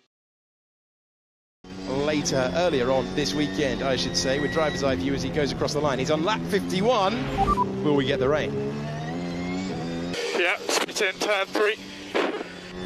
Turn 3 is top of the hill, and there you see it on the visor, on the driver's eye view, and the visor, a little bit of water that was running down Max Verstappen's visor. That's turn 3 and 4 there as we drop down into the Mirabeau. Mirabeau, it looks like there's some drops appearing there as well. Just had a look out of the commentary box window to see if anyone... Suggest special 2 for turn 6 through 8. The broadcast today, but we'll keep our eyes peeled, because any change here, you've got to remember as well, these tyres running out of tread, running out of gauge of what's actually left there as well. So rain, when it hits, could create a huge problem grip-wise, because they haven't got much actual physical rubber left on the tyre. As Verstappen comes down now down into the back, he's still middle sector, though it looks pretty competitive. It's not slowing him down. The amount of rain there was just more visual than necessarily anything on grip on the track at the moment. He's pushing, you know, he's definitely hustling the car. He's not cruising out there when you look at how much margin he had to the Armco and the exit of Tabac and the way he was attacking the chicane. So Alonso, just under 9 seconds behind, is keeping him honest. So in comes Lando Norris to get rid of those medium tyres, to put on the hards, and he had taken those mediums about as far as they could realistically go. So the crucial stuff for Lando Norris. Here's George Russell on the radio. Yeah, it's raining more and more. Yeah, raining quite heavy now. Yeah, no, copy that. Next 2 cars in front of Perez and Albon. Coming from that far direction, then was it necessary to come in at this moment? It must be just one little cloud, because it's feedback I'm getting from over towards the tennis club is it's not raining over there. I love that. That's towards Portier. That's towards the bit before the tunnel. If you're one of our newer fans. prestigious tennis tournament that they hold there, that some of the drivers were attending earlier in the year. That's right, George Russell was there, Pierre Gasly, they were all enjoying a weekend watching someone else's sport. Fernando Alonso's just done a very slow lap, 2 seconds slower than Max Verstappen. Verstappen still banging in the times, whereas Alonso was quite slow without... I think, hold on, here we go, here we go. Okay, you let me know if you need to box to stay on the track, Max. It's as simple as that. It is all about driver instinct now. It is all about ability of reading the conditions now. How intense is... Raining. Okay, you let me know if you need to box to stay on the track, Max. It's as simple as that. Sainz trying to fight his way by. He can't make the chicane as he goes past Esteban Ocon. Ocon, he was being cautious. Sainz throwing caution to the wind. You managed to get round before you even box here. Extraordinary. The rain that was promised is the rain that has come. Yeah, and as one of the cars, the Alfa Romeo, pops into the pits, already not sure which tyre they're going to go on. Bottas has came in, but it's really backing everybody up right now. Okay, big opportunity. If you haven't stopped, you could gain. Cars meeting traffic at this stage, so there's cars trying to come through the pack here, and they're trying to keep on the circuit. This is really, really tough. Stroll's gone on intermediate tyres, I'm hearing in my ear, down in the pits. Yeah, that might actually turn out to be an inspired decision, going for that early stop, assuming he doesn't rip the tyres apart. I'm seeing umbrellas going up in front of our commentary box, people moving back to protect themselves from the rain. And this is going to be so difficult to be on a wet track on slick tyres. The Grand Prix has come alive. Watch the action on track. That's Gasly trying to fight his way through. He's trying to lap cars as he fights his way through. That's Perez. He's not racing Perez, but they're all thinking, they're all desperate to keep the cars on the road. Race leader. Yeah, I have to drive super slow because my tyres are... Understood, Max. Super slow. He It might just be is survival in that section of track, Max, if the rest of the track is dry. Take two. Sainz versus Ocon to the Nouvelle chicane. No way by. Yeah, I have to drive super slow because my tyres are... Understood, Max. It might just be survival in that section of track, Max, if the rest of the track is dry. Extraordinary stuff. They left them out for as long as possible. Those tyres are worn. Those tyres are fading. Do you come in for intermediate tyres? Do you stay out there on slicks? Well, Ferrari and Mercedes are ready with their inters for either one or both of their drivers. If they double stop at Ferrari, it will be difficult for Red Bull to get into their position. It will indeed. It would remind us of last year as well. Intermediate tyres are being prepared. They're being stood down at Ferrari. She's leaving me no space. You need to do something about it. We're gonna crash. It's called racing, Carlos, and it's called racing in Monte Carlo. It is. Now the lap times are 15 seconds a lap slower than what they were in the dry conditions, so it's very, very greasy down in the central area. Here it is nigh on impossible. You're on slick tyres that are losing temperature, you're slithering all over the road, and then you go through a dry tunnel. She's leaving me no space. You need to do something about it. We're gonna crash. George Russell slithering all over the road. He's up the battle here, 6 seconds. Oh, Aston Martin. Now what tyre are they going to go for? Are Aston Martin going to gamble here? Yes, Aston Martin are gambling by the looks of things. They're going for inters. So we'll wait and see what we go for. It's medium tyres for Fernando Alonso. He's decided to not go that way. Sainz once again, much better traction. Lewis Hamilton's coming into this fight as well. He's currently in 6th position, but Hamilton's prowess in these conditions, well known. Alonso exiting, Alonso on the medium tyres. Now with more tread, he tries to fire them up in difficult conditions. It's fine here, but by the time he gets to turn number 5, that's when it gets super difficult. Russell comes into the pits. Russell is going for intermediate tyres. Russell is going to gamble. Yep, and there's Hamilton is coming into the box. Beautiful double stop. And we have Red Bull out with intermediates as well. Extraordinary. Alonso went for dry tyres. Everyone else is gambling for the intermediates. The tyres with the grooves that give you more grip in the wet. And this is incredible stuff now. Yeah, for Perez, the only thing he could do, he had to gamble one way or the other. And for him, where he was actually in the stack up at the back, then it was worthwhile doing it. However, Max Verstappen is now having to hold off Piastri, who is caught back up onto the back of him.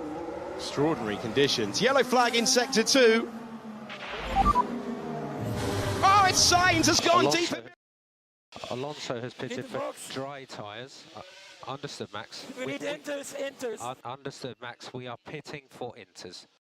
Already, Sainz trying to chase past Ocon, has lost loads of position. Oh, Ocon is losing positions as well. They're struggling to keep it on the road. Leclerc is Leclerc in 3rd place at the moment, Sainz in 4th, then it's Ocon on the Inter, Hamilton on the Inter, Russell on the Inter, and now the race leader comes into the pits to get rid of the medium tyres and put on the intermediates as he leaves the Grand Prix. Now this is crucial. Does the rain continue? Who's it going to be? Is it going to be the gaggle on the green wall medium? The Ferraris are skating around, they've got no traction, they're on the wrong tyres. They're fighting each other as well, and they're fighting over who gets to the pit box first. And Charles Leclerc is holding that position right now, but they're going to have to double stop. I can see they've got 8 tyres in the pit lane to bring both Ferraris in. This is going to be very costly for Sainz. Alonso coming into the pits, and Alonso will stop again to go onto that intermediate tyre, and then it's just a case about driving skill around this circuit. Verstappen leads, Alonso has stopped twice, he comes out. Ferrari have gambled on medium tyres with both cars. It wasn't the right one. They come in now to change, they have to double stack, but it's Leclerc ahead of Sainz as they make that stop. Russell's on the intermediate. How quickly you can fire up your intermediate tyre is going to be vital as well. Yeah, but now as well, looking at it, Piastri has also came in, and Norris had just been in 5 or 6 laps earlier, so there's a lot of strategic errors there, not expecting the rain to come as quickly as it did. Yeah, well, the question has to be, what were Aston Martin thinking? Because they were right at that cusp of whether you could get the intermediates on, and who made that call? They'd waited all race for that chance, they'd waited for the moment, they had the pit stop, and they went for the medium tyre. But the rain now looking very intense. Will we need even more tyres? Will we need wet tyres here rather than the intermediate? Good point. That is now getting to the point where when you get a lot of standing water, the intermediate just won't clear it. But that said, if you just keep it on the single line, no one can overtake you. I'm hearing that Lance Stroll has gone off the road at Portier Corner. Look how slow it is for Max Verstappen on board. Touched the he wall. Hit the wall actually there at the second Portier. So that was before he came in for intermediates. And look on at board with Sainz down into Mirabo. This is where he went off and just locked up the rear and slid gently. And a small kiss of the barrier. Very, very fortunate there. Yeah. Through goes his teammate to take the place. Round goes the... Front right is cold. The only way to help that at the moment is maybe you can do brake warm-up. So we went to the intermediate tyres first. We were hearing it was Portier. He retired at Portier because he hit the wall at the hairpin. Yeah, that was like the engine was still driving on. It was pushing. Look at that. Yeah, he's got an issue with the idle of that car is pushing the front axle towards the barrier. Driving around Monte Carlo is the supreme test of driving talent. Chuck the rain in and you are seeing... Yuki, it's difficult for everybody.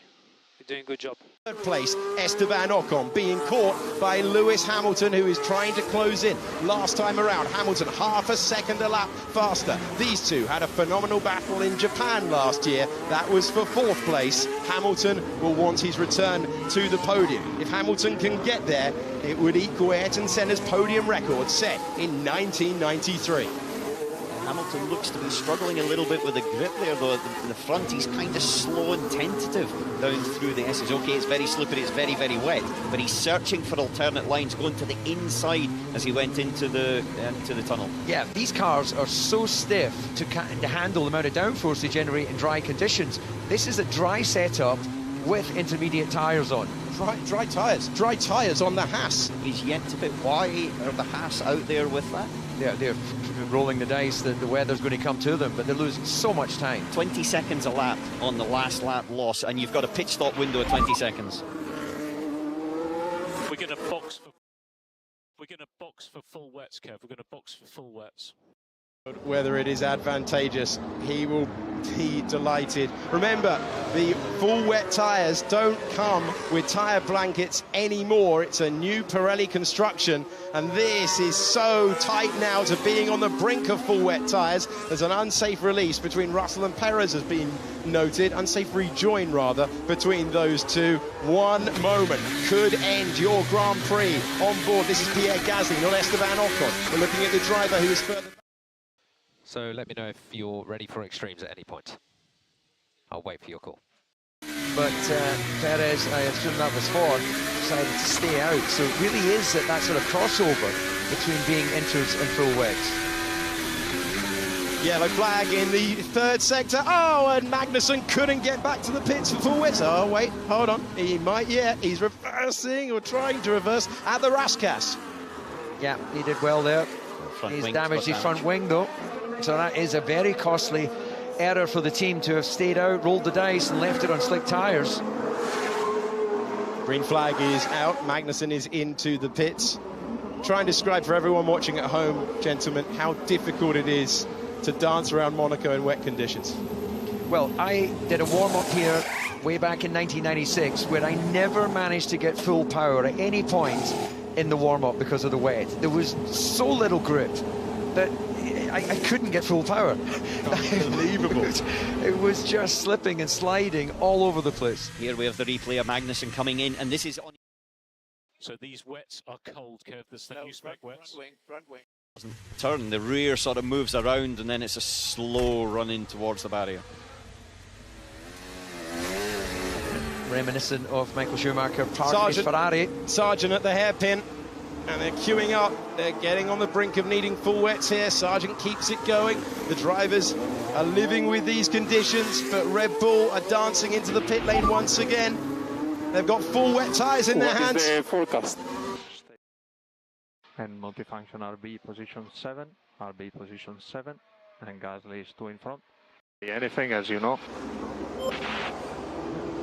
So Sainz being told the information by his engineer on the radio. Perez is going to be testing out the full wet tyre for his teammate here. That's the reality of it. The drivers are one corner away from seeing their race ending at the moment. The incident involving Sargent speeding in the pit lane will mean a penalty for him on an eventful day for the American driver. What is the forecast? Stay for 5 minutes, this kind of rain. Only 5 minutes. I need more to go to extreme. That's our best guess, but can be anything, as you know. Not quite enough if he does come into the pits to get out ahead of Alonso. 5-second penalty for George Russell for an unsafe rejoin. So that is really disappointing news for Russell, but doesn't drop him down a place at the moment. This is driver's eye view for Lewis Hamilton. This is great, actually. You can see the rain coming across the visor.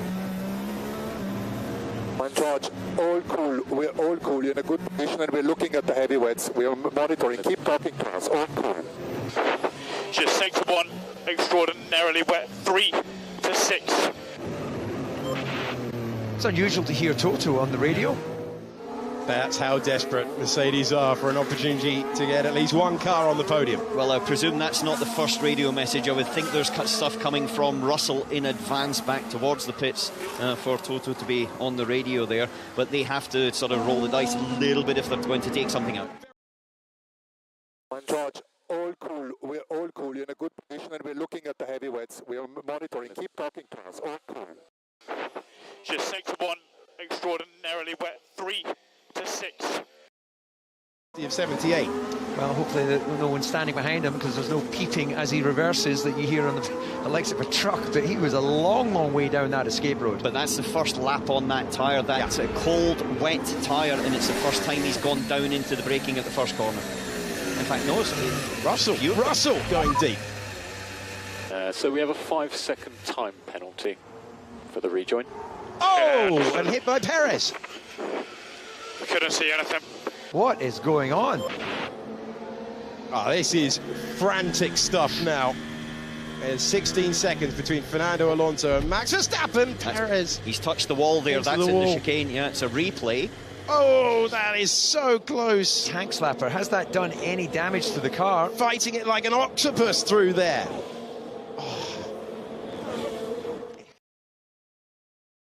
So we have a 5-second time penalty for the rejoin. Yeah, understood. I couldn't see anything. That car, and well, look, if anyone is a bit of a rainmaster, it's Hamilton. So just keep an eye on the lap times he's doing. 45.1 actually last time around, which is not particularly strong. So that caused the punch of a Sergio Perez, who's come in and got the full wet tyre, and we've caught you up. Wow, fighting it all the way through here. This is frantic stuff. You can see Alonso throwing all the caution to the wind he could possibly chuck at the Monte Carlo circuit. 16-second gap. Yeah, it was 20 seconds about 3 or 4 laps ago, so Alonso has definitely got a bit more pace than Max Verstappen. He is going for it, there's no question about it. That 14 seconds you see in the top right-hand side of the dash, that's relative to the fastest lap of the race, which was done on the dry tyre, that he has been able to do. Here's Hamilton. Just getting to a point, it's pretty dangerous out here. It's quite slippery. Just getting to a point, it's pretty dangerous out here. It's quite slippery. Okay, copy. Range should start to reduce turns 3 to 9. Short shoot to the exit. Oh, my word, of the swimming pool where Max Verstappen is at the moment. Nearly brushing the Armco through there and just getting it stopped by the time that he got through the Raskas. I think that, you know, these tyres, they build up a little bit of temperature, but actually they're going so slowly because they are slithering, sliding around. They're actually going to be losing temperature, and it's a downward spiral from then. If you can't keep load into it and generate load and energy into it, you lose tyre temperature, and then it's like driving on ice. Yeah, look, that looks like slightly clearer sky ahead as Max takes us up into the Casino Square. Yeah, look, that looks to me as if the rain has stopped in that area, but still treacherous conditions. You can see the amount of water that's standing on the racetrack. This is a masterclass from those drivers keeping it on the circuit at the moment. This is such supreme driving skill. These cars are long, these cars are heavy, the heaviest in Formula 1. You tell me the forecast and I tell you Ty. We've added more hybrid components. That's increased the weight in the last couple of years, and the drivers are struggling to apply the power. We expect the rain to stop in 2 to 3 minutes. Somehow that doesn't sound too convincing. Almost had a question at the end of that statement. So Verstappen weathering the storm at the moment, but he will be working so hard. How mentally draining is it driving? We expect the rain to stop in 2 to 3 minutes. The traffic at night has been on here, and you've got the rubble that's been laid down by the slicks running, and you've got water on top of rubber, and it's like walking in leather-soled shoes on a tiled floor that's wet, or walking on ice with, you know, completely no grip in the bottom of your shoes. And the drivers are seat of the pants right now. Lance Stroll, whose race came to an end at the hairpin and officially came to the end at Portier Corner, walking back. It's a great place to watch down there, just beyond the Nouvelle Chicane harbour side. But a weekend to forget for him. Got a great car this year though, Aston Martin. He will fight back in the coming races, heading to Spain next, where he's had good form in the past. As Verstappen has extended the gap over Alonso, it's now out to 20 seconds, not necessarily because of Alonso going slower, but Verstappen has suddenly just gained quite a bit of pace in the last couple of laps.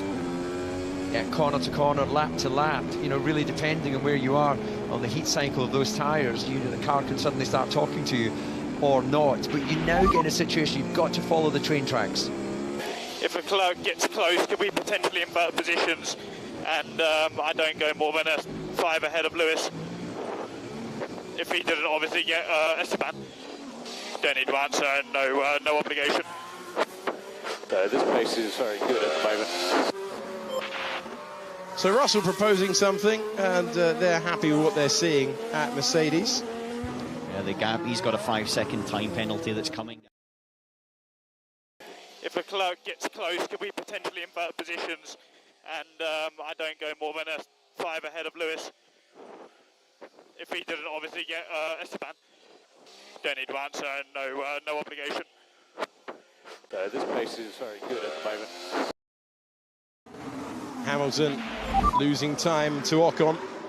The rain intensity is going to be reducing from here on. So a different challenge. You go out of race survival mode, you move in. So rain intensity is going to be reducing from here on. Of this famous race is the part of the circuit which is a little bit drier because it's the racing line. It's the one where the cars are sucking up the water from thanks to these efficient Pirelli intermediates. And for all of that drama, for all of the potential for cars to slither off the road, the top three are in the same order that they left the grid 64 laps ago. Hulkenberg has a penalty for serving his penalty incorrectly. Reminiscent of Esteban Ocon at the start of the year in Bahrain. Not the way that Haas wanted to celebrate 150 Grand Prix starts. Max Verstappen has a 20-second lead over Fernando Alonso. Alonso looking to add to his collection of podiums so far this year. Only once has he missed the rostrum this year. That was when he was in 4th place in Azerbaijan. He was chasing Charles Leclerc over the line that day. Hamilton is significantly slower than Russell behind.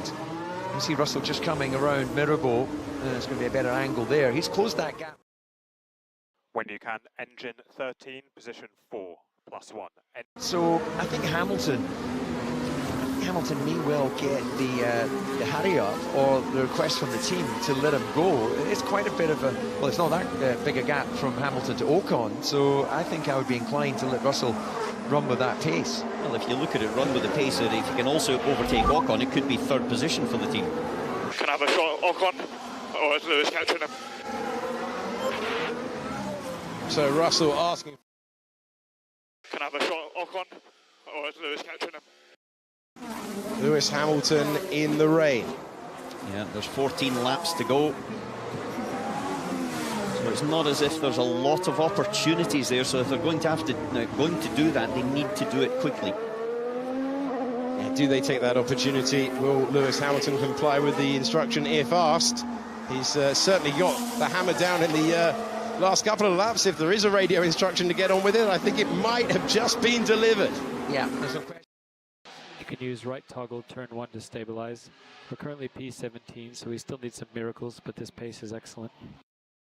That line that you want to stay on, and the difficult conditions that they had a couple of minutes ago still remain uncleared water off the racing line.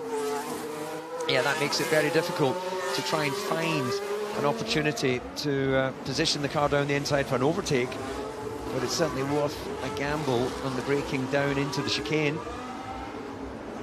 All the braking distances, of course, become much longer in these conditions, and that could well prove an opportunity. If Ocon is defending slightly the inside line going down into the chicane, look at that, doing the old what we call the karting line, not running out onto the rubber. He's taking a very tight exit of the second portier to try and get tarmac against the rubber of those intermediates, rather than the intermediates being on top of the rubber that's been laid down on the slick tyres. Yeah, but Russell actually took a bit more traditional line, and he's the faster one. It could be coming to that crossover point where actually it's dry enough on the wider line to be able to still...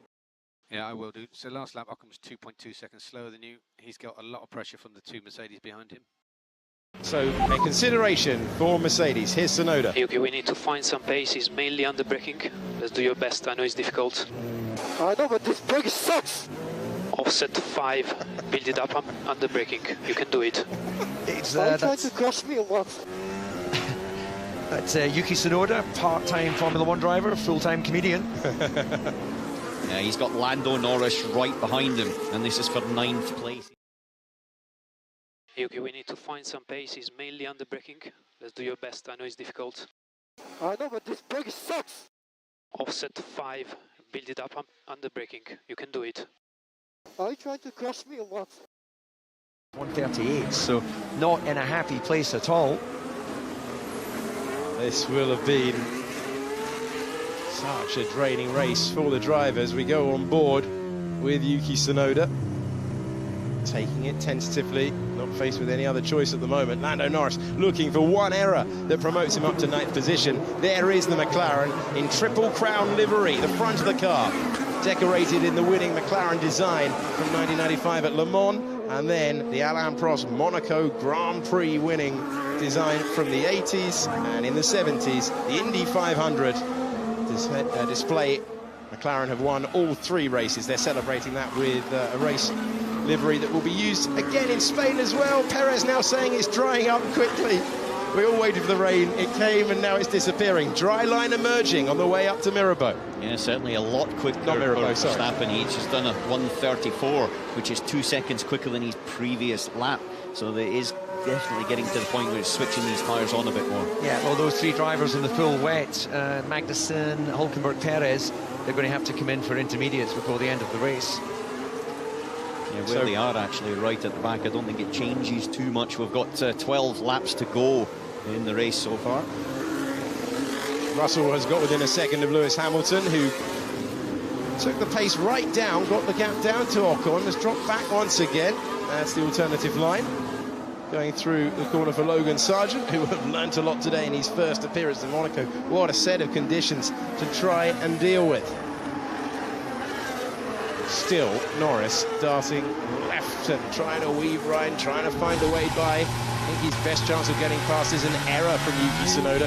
His pace is being restricted. Sainz on the radio saying Gasly jumped the chicane. They're basically battling together. Sainz is right behind Gasly, and Gasly's 2 seconds behind Leclerc. So it's a little bit of a call as much to the stewards as anything else, just with a bit of focus onto the car ahead. Gasly's been warned, black and white flag for track limits. So if he goes over the chicane again, it's going to be a 5-second penalty. It's going to be a position gained for Carlos Sainz. Ticking into the latter stages of a race. Oh, Norris has got Tsunoda. Norris has got past Yuki Tsunoda. Let's see what Pierre Gasly did over the chicane. So let's be careful with turn 10, 11 at this point, please. You can hear very, sort of, I would say, abrupt downshifts as well. Long braking phase. So drivers finding these conditions completely different depending on what you're driving at the moment. Confirmation of that warning for Gasly. One more trip like that over the painted white lines of the racetrack and he'll be given a penalty.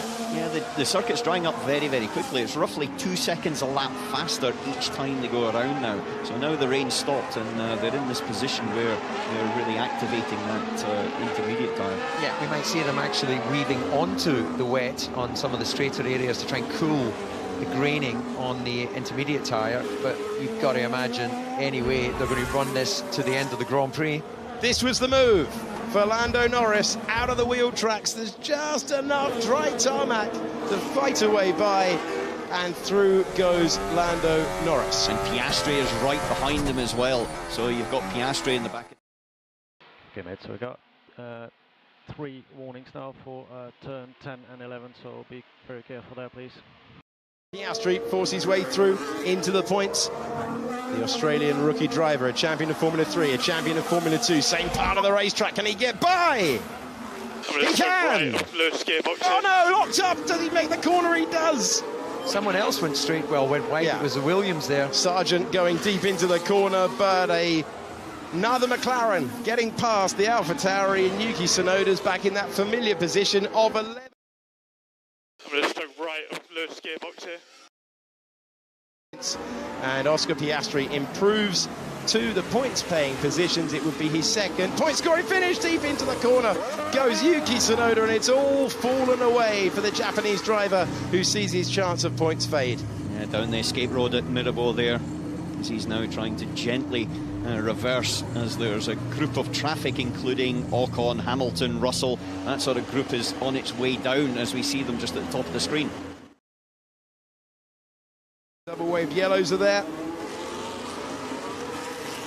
And all those positions gained. Tsunoda down to 13th place now. Norris in 9th. Piastri in 10th position. Bottas improving. De Vries going through as well. Tough moment for Tsunoda, who was giving it everything but wasn't comfortable in these drying conditions. Survived in the points really well when it was the downpour, but now in these drying conditions doesn't have the feel that he wants. Yeah, like the people I'm racing against, mate. I know. The car you're racing is Sainz, 48 seconds. Oh, sick. 8 seconds behind Lewis, who's right up to within that 1 second gap that allows him on the DRS. However, Lewis also had that same situation behind Ocon as well. and so it's kind of status quo there. Ocon's, all he's doing is driving around, being defensive and protecting third. Break is unreal, man. He's not happy. Break is unreal, man. They are. And so the only thing they can do is guide him with maybe some balance adjustments to try to keep temperature into one or other of the axles, if it's something related to that, or maybe do something as well on the electronics just to sort of guide it. But in reality, you know, with 10 laps to go, 9 laps to go, he's going to have to survive till the end. Let's throw it forward then to the points-paying positions, and Pierre Gasly trying to maintain 7th. Do you see anything other than an Inter in these next 9 laps? No. Understood, thank you. Do you see anything other than an Inter in these next 9 laps? No. Understood, thank you. Verstappen mastering the conditions, and a huge gap now ahead of Fernando Alonso, who is looking for another career podium. It's in the longest ever Formula 1 career, will be his 103rd if he can complete the remaining laps. Yeah, the team were just checking there if there was any chance of it going on to a sort of slick tyre, especially if there was a safety car or something like that late in the race. But with 8 laps to go, he's still 15 seconds away from a dry lap time at this moment in time. And it's not going to, and it's sort of stabilised a little bit as well, so I don't see very much chance of it getting to the point of slicks. We're certainly not gaining the 20 seconds in the pit lane, that's for sure. Yeah. Great view of the photographers hard at work there. On board with the race leader. What's going to happen here on the intermediate tyres? Was that the wall? Fromming up I clipped them all a little bit. Fromming up I clipped them all a little bit with the right rear to check pressures. Okay, we'll have a look. And that is Monaco Grand Prix victory gone. It ain't over till it's over around this circuit. No, but he's got a 25-second gap now to Fernando Alonso, so certainly with the laps to go he can ease up a little bit, but you don't want to ease up too much because it's quite easy to lose a bit of concentration by doing that, and round here there's no forgiveness if you do lose concentration. This race has been lost once before, back in 1970 at the very last corner of the last lap. It was Jack Brabham that day, so it really is about getting it right all the way through once you're out of the 19th and final corner and completing the final 2 miles of the 78th and last lap. There used to run 100 laps around this place in the past. They brought that down through the years, this unique spectacle. Oh, that's very, very tight. That's Sergio Perez in close proximity with Nico Hülkenberg, all the while Verstappen closing in on both. Yeah, they're going to get the blue flags very... I know, suggest red A7, red A7. You're one of the quickest cars out there. Able to use it to his advantage. Dream weekend here last year. This one will be immediately deleted from the memory. You see the Haas skewing over. Perez darts out of the way, and that gives momentum. There's his teammate through. That gives the Haas the opportunity. Do they make the corner down into the Nouvelle chicane? They do, in the same order that they started in the battle for 16th. Yeah, that's now Perez down 2 laps to his team. Stefan, we really think the best place to save some tyre temp is 13-14 and exit of the last corner traction. Largest possible swing. The bonus point is going the way of Lewis Hamilton, so he gets the extra point. But the largest possible swing for Max Verstappen, taking control of the Formula 1 World Championship, but it really isn't done until the end. Perez in for slick tyres. You would have seen.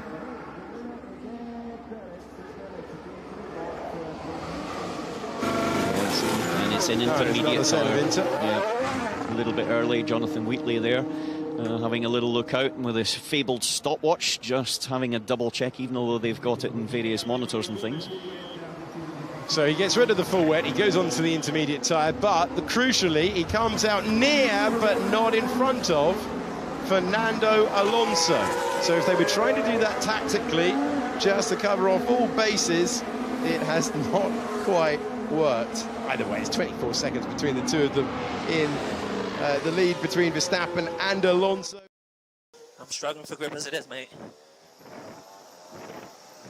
For the opening few laps It was the race lead maintained by Max Verstappen all the way through. He stayed on the medium tyre. He ran it longer and longer and longer because they were certain the rain was going to come. And when it did come, it was all about adapting to the conditions and making sure that you just kept it on the tarmac. Most did. Sainz was one driver who slithered off the road. Means that his teammate is ahead. Gasly is ahead as well. And even though he's got the pace over the Alpine, he's been unable to do anything about it. Yeah, and he's not going to, I would say, have very many easy chances between now and the end of the weekend. But looking at it, the Ferrari is 55 seconds away from Verstappen. So they lost basically a minute, or give or take near enough a lap, when we were talking about them on Friday with their pure performance they were able to deliver on all tyre, whether it be the soft, the medium or the hard. They were fast every time, and it seems to have just slithered away from them for many reasons during this Grand Prix. They'll have another review of the race. Sainz was not happy with the strategy when we were just running a dry race, and then their decision to go a different way to everyone else again will be looked at, having to double stack the cars and get rid of dry medium tyres. But either way, that's how it's unfolded here. And it's only an error that can deny Max Verstappen now. But they are possible, as we saw that replay of him tapping the wall. A thrilling qualifying performance yesterday, giving him this opportunity. He got the launch that he needed, and Alonso looks like he's just bringing the car home. Frustration for Hamilton, who would have wanted the opportunity to try and dart past Ocon. Ocon driven well today. He's been hit by the Ferrari of Sainz. He's not had the overall pace in the Alpine, but he's doing enough for another podium. And if he gets there, it would only be his third in Formula One. That memorable race in Bahrain 2020 when he was on the rostrum. That incredible victory, their only victory. And he looks like he's sending Alpine to the podium in their 50th race start. Yeah, 50th race start, and also in Monaco as well. It's not just the podium, it's the podium round here, a very important one for them, I think. Probably to take a little bit of the pressure off internally, because there's quite a lot of focus on that team and the lack of results that they have in comparison to what was expected internally from them and also their parent company, which is never a good thing. But if you can reply with the podium, then it shows the performance and pace in the car. On board with Esteban Ocon, and the French driver, the closest thing he will get to a home Grand Prix this year, and he is maximising that opportunity. All the way through, but the track is drying out as we go. Yeah, but when you're in that situation with it being relatively dry, with there being no spray, actually you're quite happy to burn through the gauge of the rubber, because it becomes more like a slick. Instead of moving underneath you, it gives you a bit more stability. And so it's only when there's really standing water and spray coming off it you want to have the depth of the groove.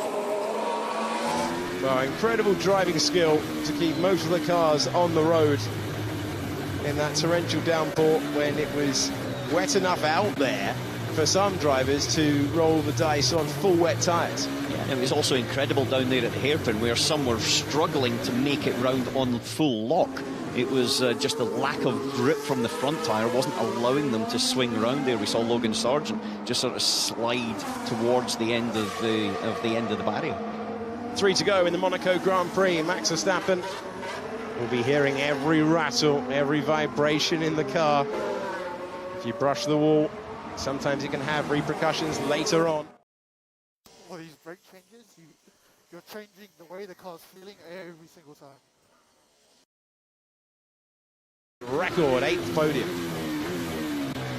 Just a little point. Magnussen has now retired. He's in the pit, and that's him officially out. The point of running, they were last anyway. The point of running more mileage on the engine, gearbox, etc. And he's had certainly a day to forget, I would say. Red Bull looking for their 3rd consecutive win in the Principality. That's what Max Verstappen is getting closer to delivering. And also the 4th in 5 years as well. So, think about the sort of dominance factor of this car and this team round here. They've been able to do it not just with one driver, but with multiple drivers as well. As you see, Kevin Magnussen there out of that Haas car and walking his way, as they will just now look towards their sister car, Nico Hülkenberg, who's in 16th place. Okay, we are working our way towards the end of the race. Hamilton, his teammate George Russell in your picture there as... go on. Yeah, he's dropped... Here's George's radio. The car doesn't feel right after that touch. I'm just trying to bring it home, all right? Yeah, A-firm, you're doing a really good job. You've got 3 laps remaining. And this is obviously a delayed radio message there, but Russell has dropped 8.5 seconds from the back of Hamilton. But at the same time, remember, he's got that 5-second penalty to come. So he's actually looking at the gap back to Leclerc. Leclerc's 10 seconds away, so it's okay, it's no problems. However, the car doesn't feel right after that touch. I'm just trying to bring it home, all right? Yeah, A-firm, you're doing a really good job. You've got 3 laps remaining. not necessarily ahead any longer at Hamilton, but more back to Leclerc. Alex Albon's being investigated for multiple track limits. There's Tom Holland enjoying it, ready to wave the checkered flag. Nice honour for the British actor. And we're on board with the race leader on his 77th tour. He's had so much to deal with today, and he has risen to every single occasion. He is getting close to starting his final lap. On his way to career win 39, takes him beyond Sebastian Vettel's total with the team. That's an incredible number if you think about it. But he did blast onto the scene with a blaze of glory, there was no question, and it was quite clear if he could just keep all of that talent focused in the one direction, he was going to win races. But I don't think many people would believe the dominance that they've had in the last couple of years. Just been phenomenal. We came into this weekend and all of the speculation was, could Ferrari, could Fernando Alonso produce something special? Well, Fernando Alonso did produce something special in qualifying. It was a phenomenal lap, but Verstappen went even better in that third and final sector. Today, he took a tyre a long way into the Grand Prix. Didn't have a lot of grip, didn't need a lot of grip. Yes, he's been brushing the wall, but that's how you win around this circuit, by removing the Pirelli logo from the tyre. Then the rain came, and he dealt with that as well. He won from 9th on the grid in the last Grand Prix that he won. The story today is going to say converted pole into victory, and it will not give you any clue for how difficult this has been. We have seen the best drivers in the world putting on a show, and here's the champion of them. He's going to have a huge lead in the World Championship thanks to this victory. 25 points up. He will go a huge swing of points his way. But this has been something truly special from Max Verstappen. The Dutch master has produced something special in the wet, in the dry. Max Verstappen wins the Monaco Grand Prix for surely one of his most satisfying victories in Formula One. 39 now on the board. He's the most winningest Red Bull driver in history. He goes past Max Verstappen. He goes past Sebastian Vettel, I should say. Fernando Alonso coming home in second place. There was an opportunity there, but he has converted it to add an 104th career podium to his total. And Aston Martin were dreaming of the top step. But Alonso upgrades his best finishing position of the season now to second place. And he heads to his home race fully in contention. Esteban Ocon with just his third visit to a Formula One rostrum, under pressure throughout. And after all of that, the top three finished as they started, but they had to deal with so much on the road. Charles Leclerc is going to cut the beam ahead of Gasly, ahead of Sainz, and those drivers will not be the happiest. 6th, 7th and 8th. The points completed by the two McLarens in their Triple Crown racing livery. Lando Norris in 9th and Oscar Piastri in 10th. And they are being applauded, as they should be. We have seen more angles of Monaco than ever before this weekend. We have seen a brilliant driving display from most in the field. And Red Bull are off to celebrate another Monaco victory. Fantastic drive by Max Verstappen, and also I have to say by the top 5. Here's Verstappen's radio. You've done it again, Max. Well done, mate. Very lovely, that. That was the real Monaco. It was quite difficult there in the wet, but quite enjoyable as well. Thank you, guys. That was a really well executed race, I think. Yeah, well done, mate. That is a brilliant, brilliant performance. I mean, it's nearly 2 hours long, and you've covered all the conditions. Well done. It was a fantastic drive. Yeah, that was the long one. You've done it again, Max. Well done, mate. Very lovely, that. That was the real Monaco. It was quite difficult there in the wet, but quite enjoyable as well. Thank you, guys. That was a really well executed race, I think. Yeah, well done, mate. That is a brilliant, brilliant performance. I mean, it's nearly 2 hours long, and you've covered all the conditions. Well done. It was a fantastic drive. Yeah, that was the long one, for sure. 70. So that just shows you what he's put together. Ocon going to be the first Frenchman on the podium since Olivier Panis won the race in 1996. But really, you have to give the adulation where it is deserved. Max Verstappen has done the job again. Done the job, big celebration. It's not just the 25 points, it's also just the fact that he's delivered a fantastic drive, and there was personal satisfaction in his voice there. He enjoyed the fact that it was an extra challenge. It just wasn't a challenge in Monaco, it was an extra challenge with that rain that really threw a curveball into this race. There was a lot of intensity there, and he's picked it up and he's grabbed it and he's ran away. But I think this man as well deserves a round of applause, because Esteban Ocon, it's been a tough race, tough weekend, but he was able to get a good lap in qualifying, and that one lap set himself up for this podium. Max Verstappen taking a moment. There is the oldest driver to stand on a Monaco podium. 41 years of age, oldest driver to stand on a Monaco podium since 1970. Fernando Alonso doing brilliantly and taking his best result of the season. Yeah, a fantastic result for the team, I have to say there. But, you know, I know they wanted to try and win this race, no question. They had to keep the pressure on, but in real terms, the second place was probably where they were going to be, unless there was a mistake or a problem for Verstappen. So therefore, I think it was a job well done. That was what they probably expected in their heart of hearts. Bahrain 2020, Hungary 2021. Hard luck, Checo. That was a tough weekend for this weekend, so put it behind you. Next week, Barcelona. And who has won it is with David Coulthard. Max Verstappen, your second victory around the streets of Monte Carlo, your 39th victory in total. It looked like dominance, but that was not an easy race today.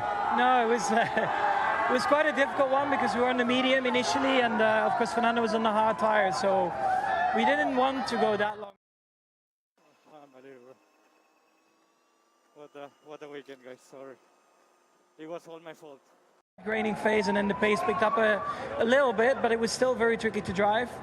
Then it started to rain lap by lap, bit more. So at one point, of course, we had to make the call to go into the Inters, but yeah, it was incredibly slippery. When you are that far in the lead, you don't want to push too hard, but also you don't want to lose too much time. So it's quite difficult, you know, in that scenario. Clipped the walls a few times, but it was super difficult out there. But yeah, that's Monaco. It is Monaco indeed. Well, you see, you clipped the wall. It looked like you were trying to run down the barrier between Portier 1 and Portier 2 before entering the tunnel. That must have been a heart-in-the-mouth moment. Yeah, I locked the rears and I couldn't get out of it, so I was just trying to control it with a bit of drifting. But luckily, the wall, in a way, stopped it from sliding even more, of course. How important is this victory here in Monaco? We talk about it being the jewel in the crown of the Grand Prix season. Yeah, it's super nice to win it.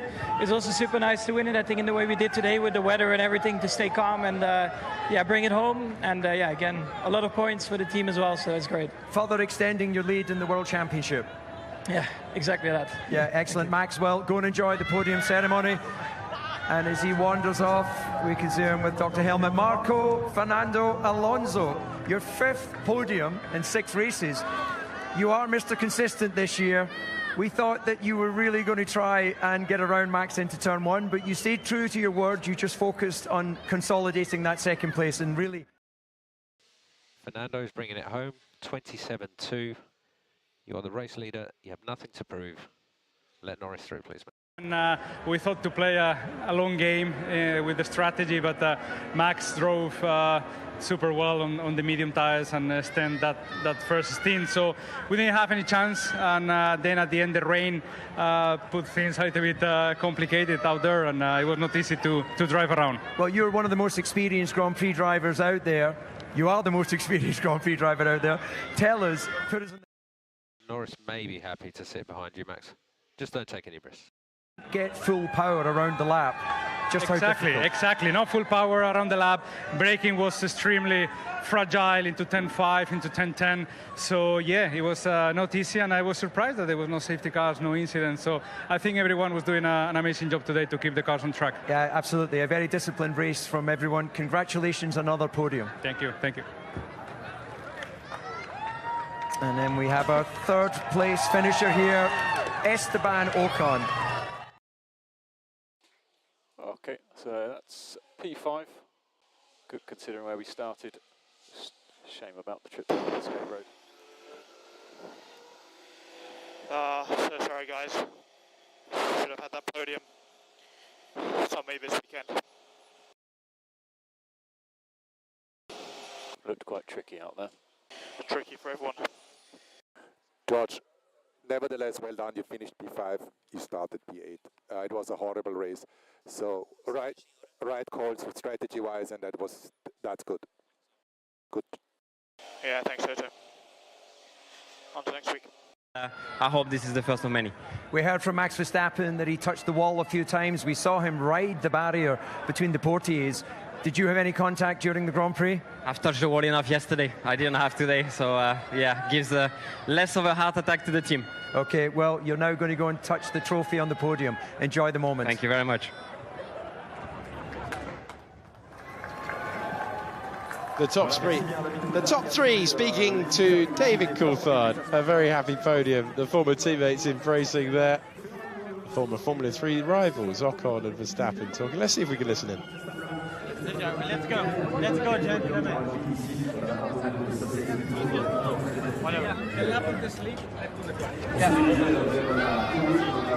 Okay, making our way to the podium now.